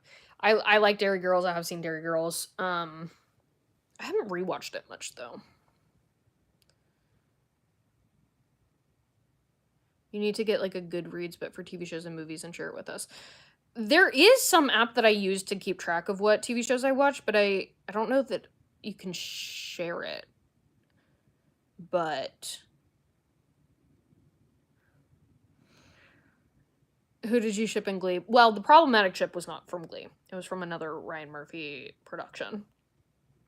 Of which... Right? I mean, I know everybody hates him right now, but Ryan Murphy to me is one of my, like, people that I look up to as a creative genius. Because he's been responsible for so many things that I have been obsessed with. like I am obsessed with Bridgerton, he's created multiple TV shows that I have been like that about, which is just like really mind blowing. I think he is a pioneer. But who did you ship in Glee? Well, come on now, Finn and Rachel. Come on now. You know what's crazy? This is so crazy there are Gleeks in here because I was so obsessed with Glee. And this is so, it's so tragic. I was obsessed with Corey Monteith. Like, my number one mans at that time. I literally have a picture of me, like, there's like a box that a relative made that was like collage of Corey Monteith. That's how much I fucking loved him. And I'm like kissing it. And my eyebrows are atrocious and my hair is crazy. And I was like 12 years old. So I watched Glee from the beginning. And again, Corey Monteith was literally my number one. Like, I was fucking obsessed with him. I was obsessed with him and Rachel. I was obsessed with him and Leah. And also, one of the times, let it be known that I actually predicted that they were together. I don't often feel like co-stars are together, but when I do, I'm almost always right. I'm almost always right, or I end up being right. Charlie Heaton and Natalia Dyer is another example, but I literally was like, they're together. And then they were. But I was literally at the peak height of my obsession with Corey Monteith when he died. And it fucking broke me. I truly, and I still cry about it. I still cry about it. It was devastating. And it still is. But rest in peace, my man. I love him so much. He was such an angel. AHS Murder House and Coven are so iconic. Now you might be getting closer to a problematic ship. I'm like dying for people to roast me on my ships. Maybe I should just tell y'all. Maybe I should just tell y'all and then private this video and then release my ship video later. Glee was one of those shows where I'd finish it and immediately restart from the pilot without fail. So good. Maybe I should rewatch Glee because it's been a long time, but I have rewatched it multiple times. Have you seen Outlander? No. That's one of the things I was talking about earlier, because a lot of people have requested I do Outlander, and I might do it, but I just need to see if it would be okay if I did it from, like, streaming instead of, like, edited on YouTube. If I could just do it on Patreon. Jasmine, ding, ding, motherfucking ding. Titan Violet. I'm sorry. Don't perceive me. However, they are one of my top OTPs of all time. And they will be forever. And there's nothing anybody can say to change that. So sorry. I don't usually ship problematic ships. But they are one of the only ones that I don't know what to say. Chemistry's too good. The angst was too much. My mentally ill, like, whatever I was, 13-year-old self watching that, it was too much for me. Like, that was just... And Evan Peter... I mean, I was gone. I didn't stand a chance. I didn't stand a chance. So, the cards were stacked against me. Oh my god. What about Dune Prophecy? The Bridgerton cast crossovers, I guessed when I saw Polly Walker in Ep3. She's in Dune Prophecy? Damn. I don't care about Dune. I'm sorry. I don't like Dune. Literally the only reason I would watch it is for Bridgerton people, probably. Because I'm just, like, not a sci-fi person. I don't really watch Glee, but I love the music that comes from it. So many things I know because of Glee. No, because I ship them to Pure Jasmine, and as you should. Not gonna lie, I did too. Come on now. And you know what? What's crazy? I still do. I know that's crazy. I understand. I get it. I know it's bad. But... Mama, I'm in love with the criminal. You could put YouTube videos out that are basically tiny clips from your Outlander Patreon streams to get people aware of where people can go see it. Yeah, that's true. Cameron, what's that tone? What do you mean, are you serious? Are you judging me for my ship? What's the tone? What's the tone behind that? Are you serious? It sounds a little judgmental. I don't know that I appreciate it. Do you see Wicked? Yes, I did. I saw that on Thanksgiving. Next year, Netflix is losing so many major shows like You and Stranger Things. So true. Y'all don't even know about my Stranger Things era yet. That's a crazy story. I was literally cyberbullied off the internet. It was actually traumatizing, but it was crazy. And I can't believe I actually had a bigger account than I do here then. That's it's a story time.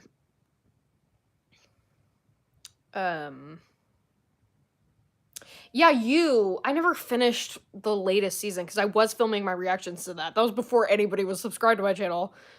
But I filmed those reactions and then I stopped because I never filmed it again. So I haven't seen like probably half of that season still. But maybe, God, maybe I need to redo that for when season 4 comes up. I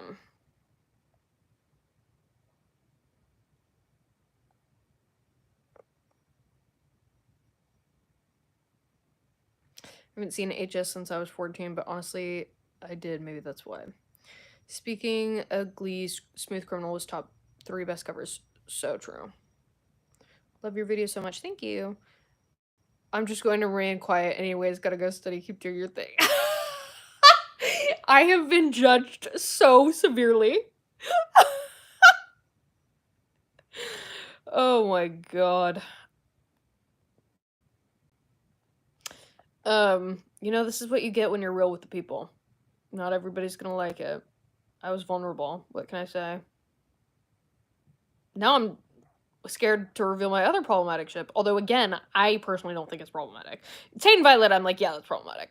But this other ship, many people would say it's problematic. I disagree. Brian Murphy directed a season of Bridgerton. No, he did not. Right? I feel like I definitely would have known about that. You mean an episode? Stranger Things Twitter was a battlefield. Yeah. Yeah. Yeah. Stranger Things fandom was a battlefield. I've been a part of many fandoms in my time.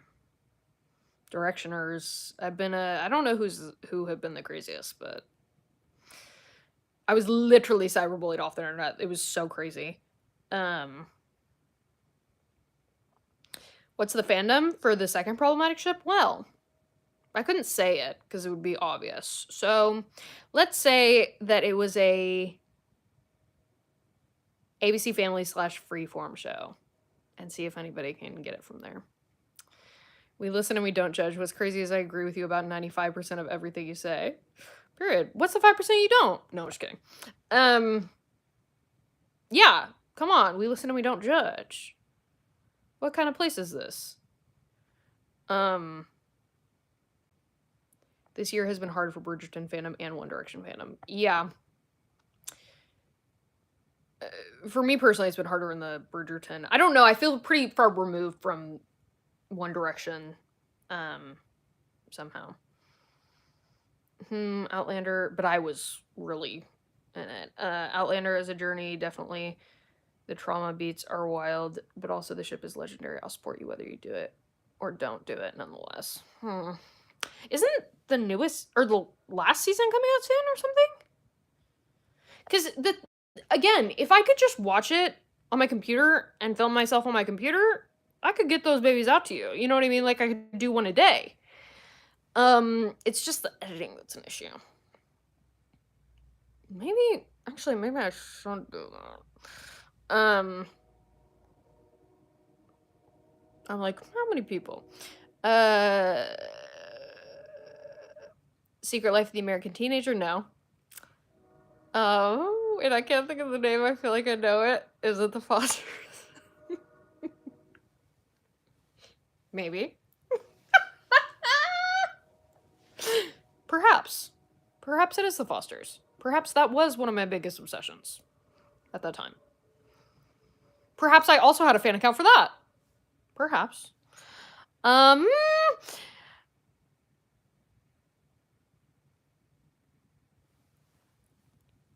What do you think the best streaming services are, like Netflix, Hulu, Paramount? Netflix gets a bad rap, but it has produced a lot of bangers. But it's also produced a lot of not great stuff, so I get it. But not everybody clocking my tea. What was I saying? Hulu is good. Hulu has some good ones. I mean, I feel like HBO is the most consistent out of everybody. It just consistently very high quality. It's very rare that something is low quality on HBO.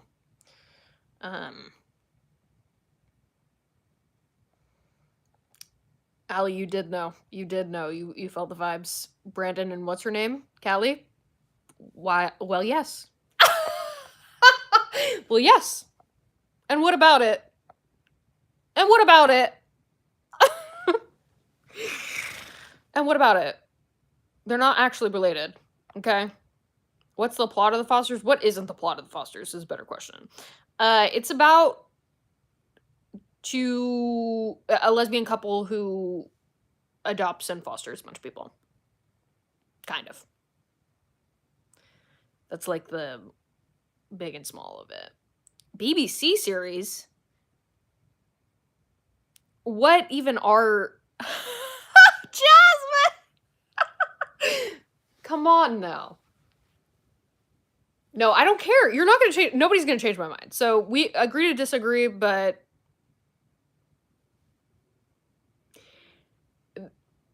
The buzz I got from that couple... Oof. Unparalleled. And also, if they didn't want us to ship it, why did they do it? You know what I mean? It's not even a crack ship. Like, it's literally a canon ship. You know what I mean? There's some people, like, no offense to anybody in here who is, I'm sure you're not crazy, but, like, people who ship Byler, I'm just like, you're... Okay. And they ship it like it's a real ship. And I'm like, it's just not. You know what I mean? And that's okay. It's okay to have crack ships and not real ships and, like, imaginary ships, but, like, it's very different than a canon ship. You know what I mean? Like, they treat Byler and Maleven the same, and that doesn't sit right with me because Maleven is one of my top OTPs. Thank you very much. But also, I'm just like, but Byler isn't real in the show. So if they didn't want us to ship Brandon and Callie, why did they make them together in the show? You know what I mean? They tried to back out of that. Girl, the train was already gone for me. I mean, that show definitely set viewers up to ship them, so I can't blame you. Thank you! Thank you. I tried to watch Grey's and could not get into it. It was too long. Yeah, I've never watched Grey's. I feel like that might be a good one I could have on in the background while I'm doing other stuff, maybe. Ooh, Criminal Minds. I have loved Criminal Minds, too. Is this why you got attacked in the Stranger Things fandom? No, much worse. Much worse. Have you seen Revenge with Emily Van Camp? I know what it is, but I haven't seen it. I did watch Rain, though. I did like Rain when I watched it. I have seen Downton Abbey. I did like Downton Abbey.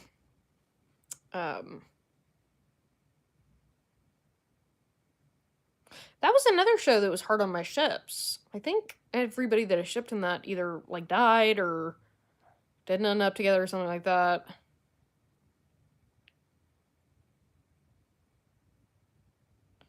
Any show with more than 10 seasons, I can't do. I don't know. Grey's is crazy. Yeah, it's 10 seasons is a lot. Costumes in Rain were something else, that's for sure. Rain was my cup of tea. I think you would like Revenge. Maybe.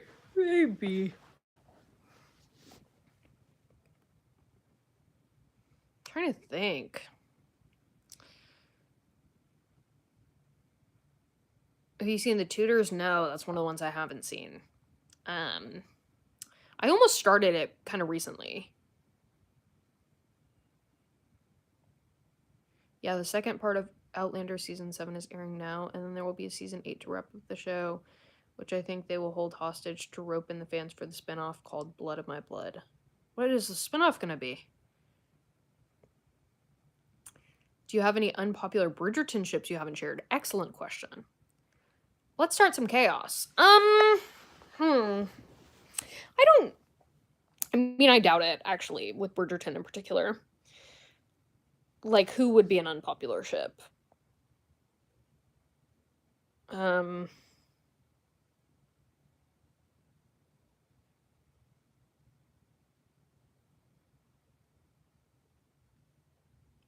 I think I'm pretty...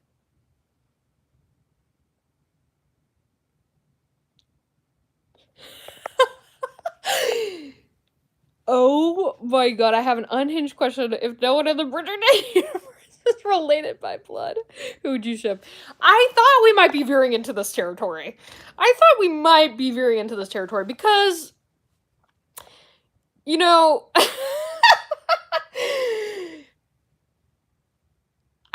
I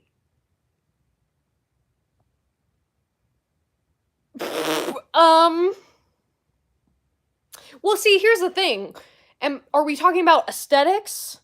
Are we talking about, like, what, actors look good together? Like, what people physically look good together? Are we talking about who's compatible character-wise? Are we talking about, like, chemistry just, like, in a person sense, where it's, like, who has good acting chemistry together that maybe in another role, if they weren't, like, so, what are we talking about exactly? I need to know the parameters.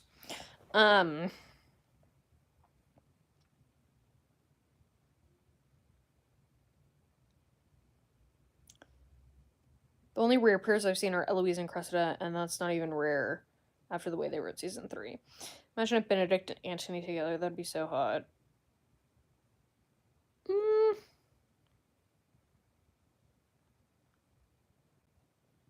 I already know the answer. What are you talking about?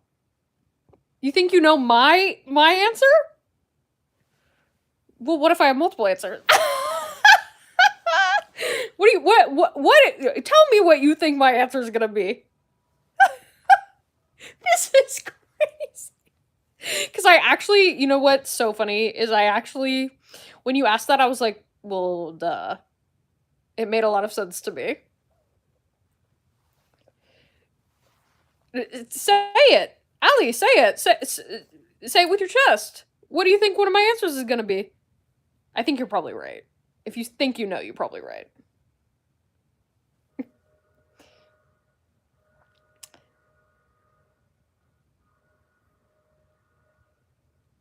It is kind of weird to, like, think about, though.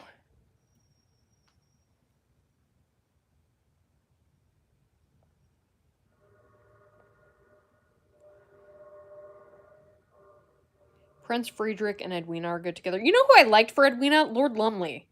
What the fuck was that? That man was a gem. They shouldn't have done that. But yeah, Prince Friedrich and Edwina.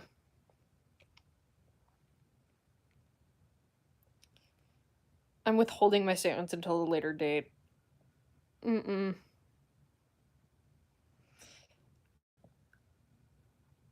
Yeah, no, it's hard. It's hard for me to, like, think about that. Like, actually, to think about the characters. I'm like, oh, I don't know.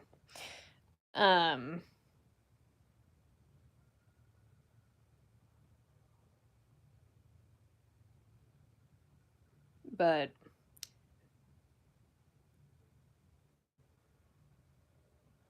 who's Lumley? Is the doctor from season 2? No, Lumley was the guy that Edwina was courting at the very beginning. Who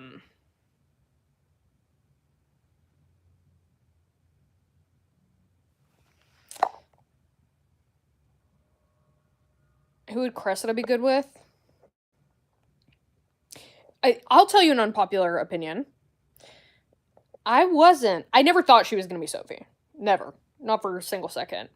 But I wasn't totally mad at the concept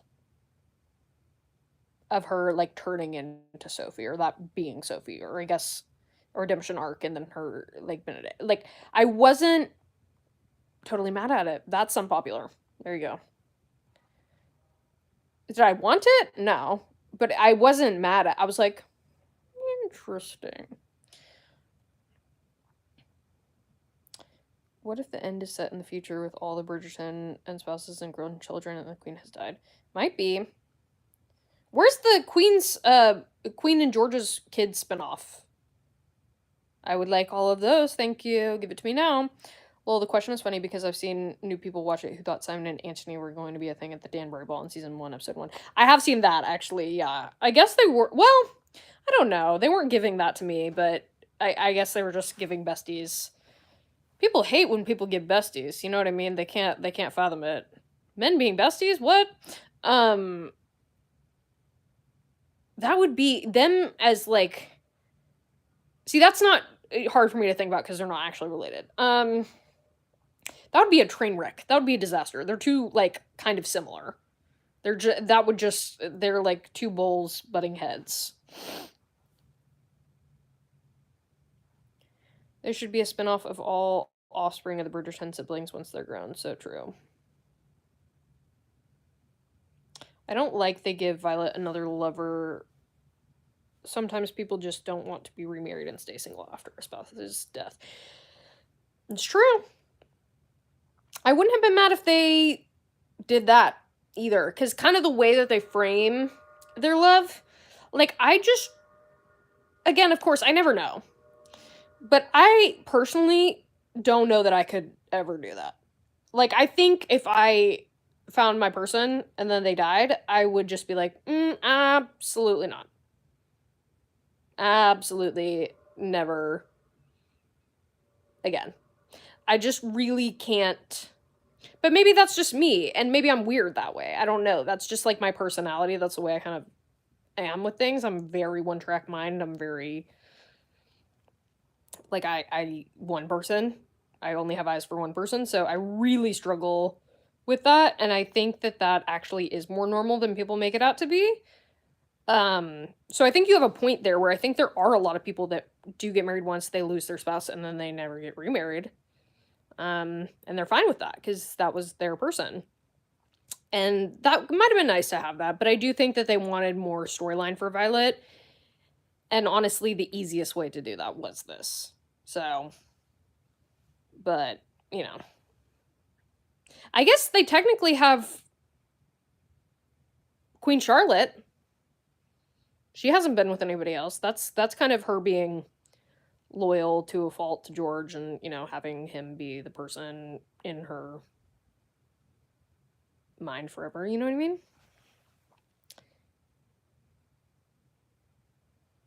I had my friend watch Bridgerton and they initially shipped Simon and Antony. I was so confused. That sounds crazy.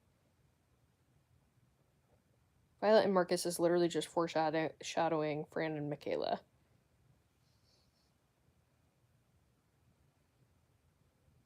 How so? What do you mean? Part of me feels like they're trying to give Violet Francesca's story and making Francesca's compet story, which I don't like. Oh, okay, I see what you're saying. Like, she had a great love with John, and then she had a great love with Michael, similar to Violet now with Edmund versus... Actually, that's kind of... Ooh, that's kind of a read. That might be what they're doing. Ooh, I hadn't ever thought of that before, but that's actually... You might be right about that. That might be how they're kind of, like, adapting. Which, again, I don't... I guess I have to wait and see how it plays out, but, like... I would have preferred them to not... For Francesca to have really loved John. I like the guy who's courting Kate a bit, who was on the boat with her, who had been to Bombay. Yeah. Do you think the books could have been great movies? I mean, maybe I'm slanted because there is a show, but I feel like it's too much to have in a movie.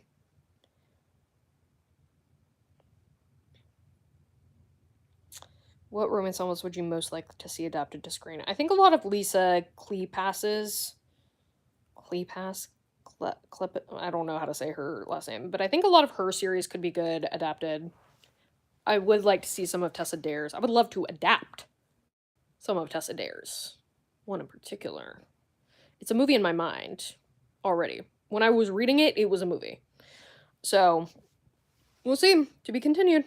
I couldn't cope if they killed off Queen Charlotte. I'm not ready for that. I doubt they will. At least for a while. Yeah, imagine a scene where Violet sits down with Francesca and gives her advice, where she's torn / struggling with feelings of guilt about her feelings for Michaela.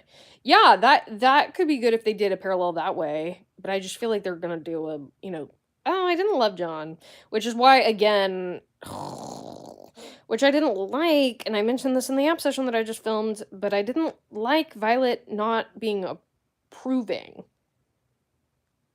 of her and John, or like having the skepticism. I didn't like it. But I feel like they might be setting up, well, Violet knew that this wasn't her true love. That type of thing, which I don't, I personally don't like.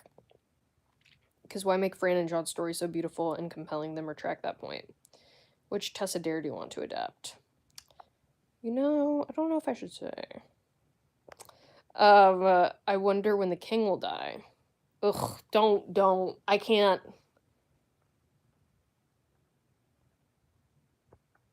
No, but it just would it not feel like an injustice to have him just, like, die in Bridgerton? Give me Queen Charlotte season 2. Come on now. Give him an actual send-off. Let's be real.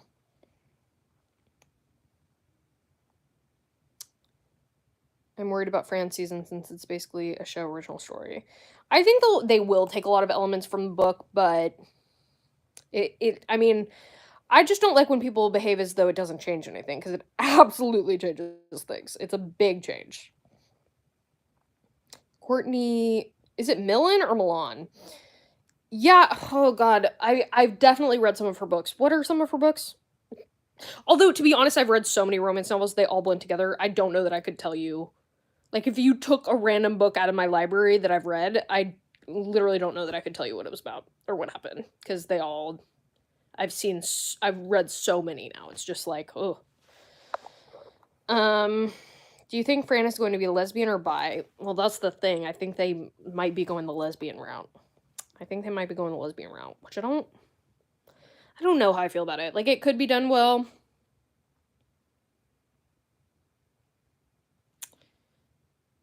But I especially because I think I do like her and Victor Ali so much. Like, I like their John and Francesca together so much that I just don't like the idea of them being like, it's not love, it's not real, they're just bestie boos. Like, I see a kinship with them so much. I don't know. It just doesn't feel like right to Victor Ali's John, to be honest. Like, it's just like, I don't know. There's something about it. She does love John, but it's not the fiery kind of love she'll have with Michaela. Maybe. I don't know. We'll see. Like, you can have a quiet love. It does not always have to be loud. So true. I don't know about Violet not approving, but Francesca can loving John romantically but not wanting him sexually is also a story worth telling to modernize it. Yeah, but do you think they're complex enough to tell that story, to be honest? I mean, let's be real. Because to me, I see them simplifying that. Because it's like, sure, you could love someone romantically and not have sex with them. I think that's absolutely possible. I know that's possible. I think that's well, maybe that's a personal opinion, but I think it's crazy when people are like, you can't love someone you haven't been with. I'm like, what are you talking about? So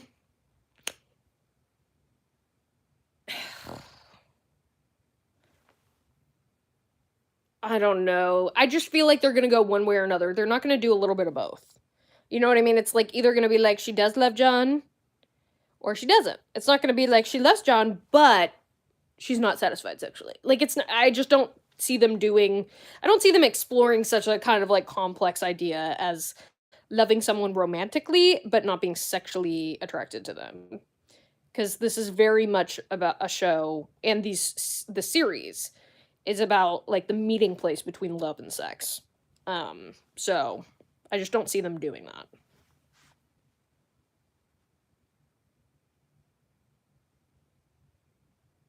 I will miss the Fran Michael sex dynamic and the power reversal that happened in the book. Me too.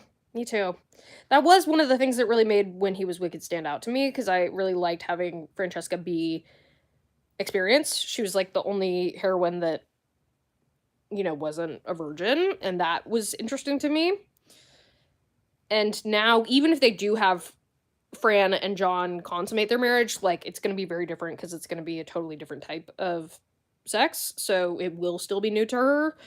And I did enjoy that about the book, so yeah, I hope they keep her loving John, but her face after the kiss and not being able to speak is hard to ignore. Every person I've seen react to it thinks she doesn't love him due to that. I know.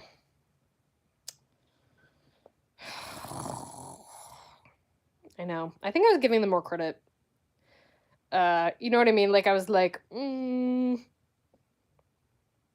surely it's a little bit more complex. No, I think they were going for this.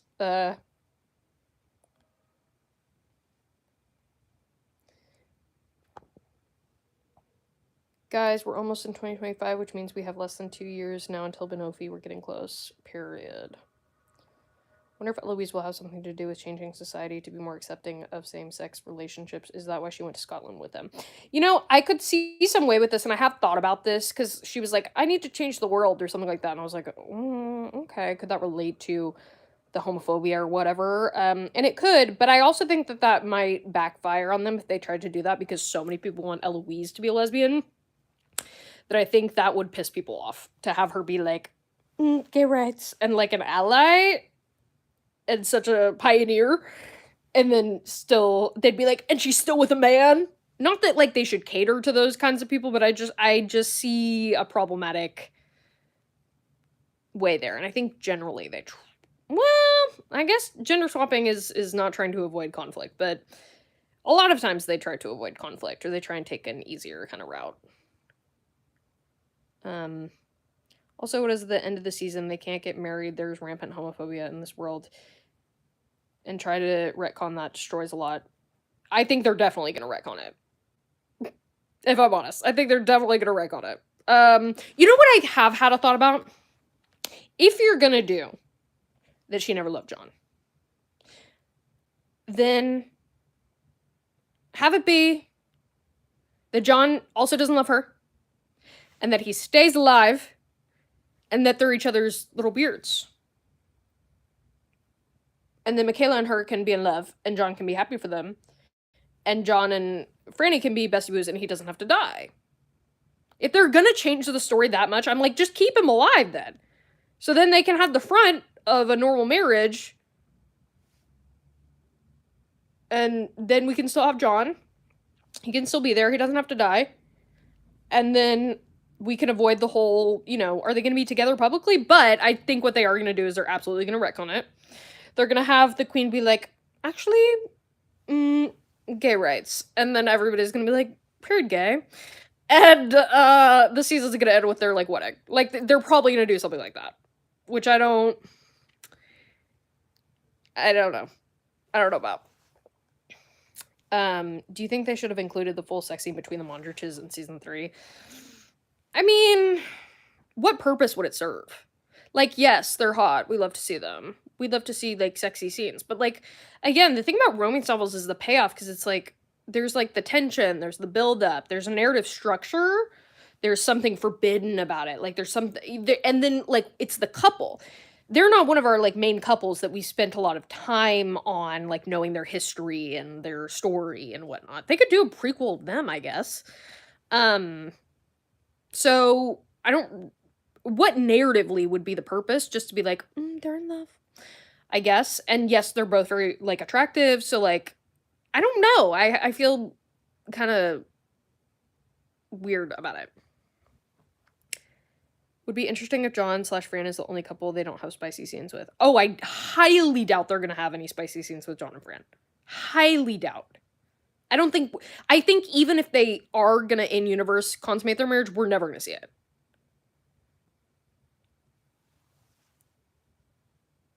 That's also the problem with the time period. Like, look how ignorant Daphne was regarding sex. So in her mind, she totally loved John. TBH, it all depends on how they explore it. I'm hopeful. So true. A lot of this depends on how they explore it. And they could do it well. Like a lavender marriage. Yep. Having the queen say, save the day, and Fran storyline would piss me off so much. I hope they don't. I'm so sorry to tell you this, so sorry to break it to you, they probably are going to do that. They have a lot to do to sell people on Fran season, because if they get it wrong, they could offend the lesbian community. I really am interested to see how those intimate scenes go, because honestly, it's gonna change a lot. And there's gonna be a lot of people. I mean, this sounds, well, I don't know. They're gonna have a lot to juggle that season, I'll say that. I can't figure out where they were going with the Mondriches. I felt like the writers of season 2 were trying to take them in one direction with the Gentleman's Club, but then the season 3 writers decided to scrap. Absolutely. And that's one of the things that I just talked about in my Yap session. I think the shift of creative control from Chris Van Dusen to Jess Brownell fuck some things up. Because there are some things where I'm like, so obviously Chris wanted to go one way and Jess said, no, never mind, actually we're going the other. And that's a problem. Because I think certain decisions that were made in season 2 were then like, they're like, actually never mind in season 3, and then it feels weird. Yeah, I agree. Making Eloise a lesbian would have been too on the nose. I actually am looking forward to the Philoise and Eloise being a stepmom dynamic. I agree. I think it would have been pretty on the nose. It's nice to see like someone that's like a patriarchy hater still be straight. You know what I mean? Because we exist. Do you think they may make Hyacinth's love interest the Mondrich's son instead of Lady Danbury's grandson? I think I've said that on the channel before. When they had that scene of them introducing to the Mondrich son, I was like, are they doing this instead? And if that's the game plan long term, actually kind of love. Oh my god, wait, are they actually genius? Do they actually have a mastermind plan? And that's why they're still focusing on the Mondriches? Wait. Wait. Wait. Because if so, actually kind of slay. I wonder what Chris Van Dusen was thinking for where he was going to take the plot. Yeah, it'll be interesting. Fran was never hinted at being gay till the new showrunner basically said she saw herself in Fran. So true. Season 3 did feel like a different show. I'd honestly like to interview Jess Brownell. So true. Well, the thing that I talked about, little sneak peek in my Yap session, was the Benedict of it all. Benedict being bi. I mean, they basically decided against it, and then they were like, actually, never mind, yes. So, rewatching that with a little time and distance, those scenes, I was like, it just felt very off to me. We need to see the ladies' club where Lady Danbury took Daphne in season 1. I desperately want to see Penn, Kate, and Sophie there. If I don't get a Penn, Kate, and Sophie scene, like, I will be pressing charges. Season 3 really felt different. I struggled with it a lot. Yes, straight women, patriarchy, haters for the win. Absolutely. That's the only thing that makes sense to me, because Hyacinth's book is about inheritance, if I'm not mistaken. When are you planning to post the Yap session? You know, I can't give you an answer to that. I don't know. Well, tomorrow I have some finals, so I can't do it tomorrow. What day is it today? It's Thursday, so not Friday. Maybe Sunday or Monday?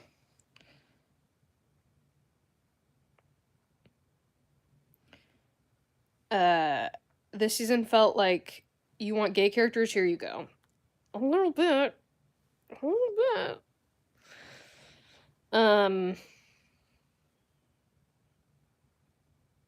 Because here's the thing also.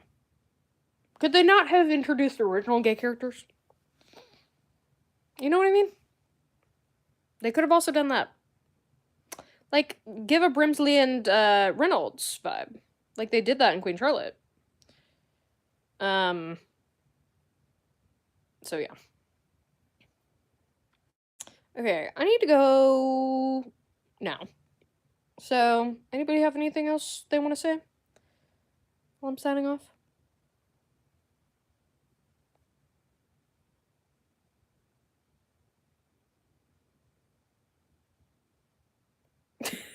Crickets.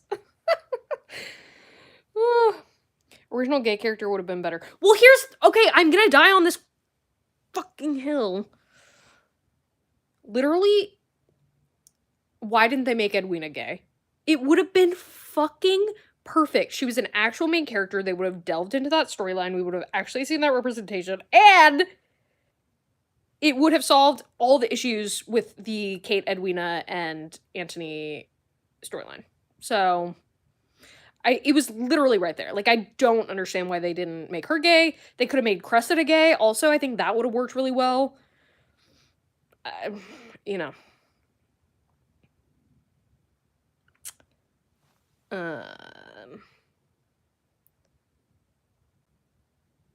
I'm best of luck with your finals, girl. I've been asking for Lady Dimber's Den of Iniquity since season 2. Should have been a consistent setting. So true. I loved that scene in season 1. Thank you for spending time with us. Thank you. Does that whole love triangle thing happen in the book with Edwina? Yes, but Edwina never likes Anthony. And they never even get engaged. So it's it does happen in the book, but it's very different because the transition for Edwina to go from like, oh, and she sees that they like each other. She's like, yeah, I could tell the vibes between you. And so she can very easily go from, you know, potential courting person to sister-in-law because she literally never fucked with him in the first place. And he never fucked with her. So it's like very easy. They take that complication out in the book. So, first live, thank you and love your channel. Good night. Thank you. Thank you for spending the evening with us. Best Bridgerton discussion group without the fandom crazy. You know, there are some crazy people in this fandom. And there are some crazy big people in this fandom, aren't there? I keep seeing, like, things about, like, big accounts or whatever. I'm like, I don't even know what's going on with that, but apparently people are weird. People are being weird.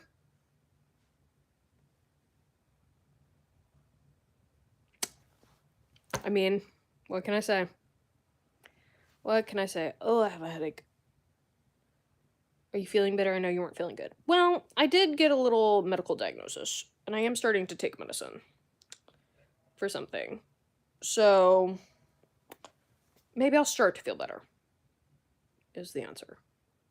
But there's a big issue, and we figured it out. I'll talk about it in another video, I'm sure.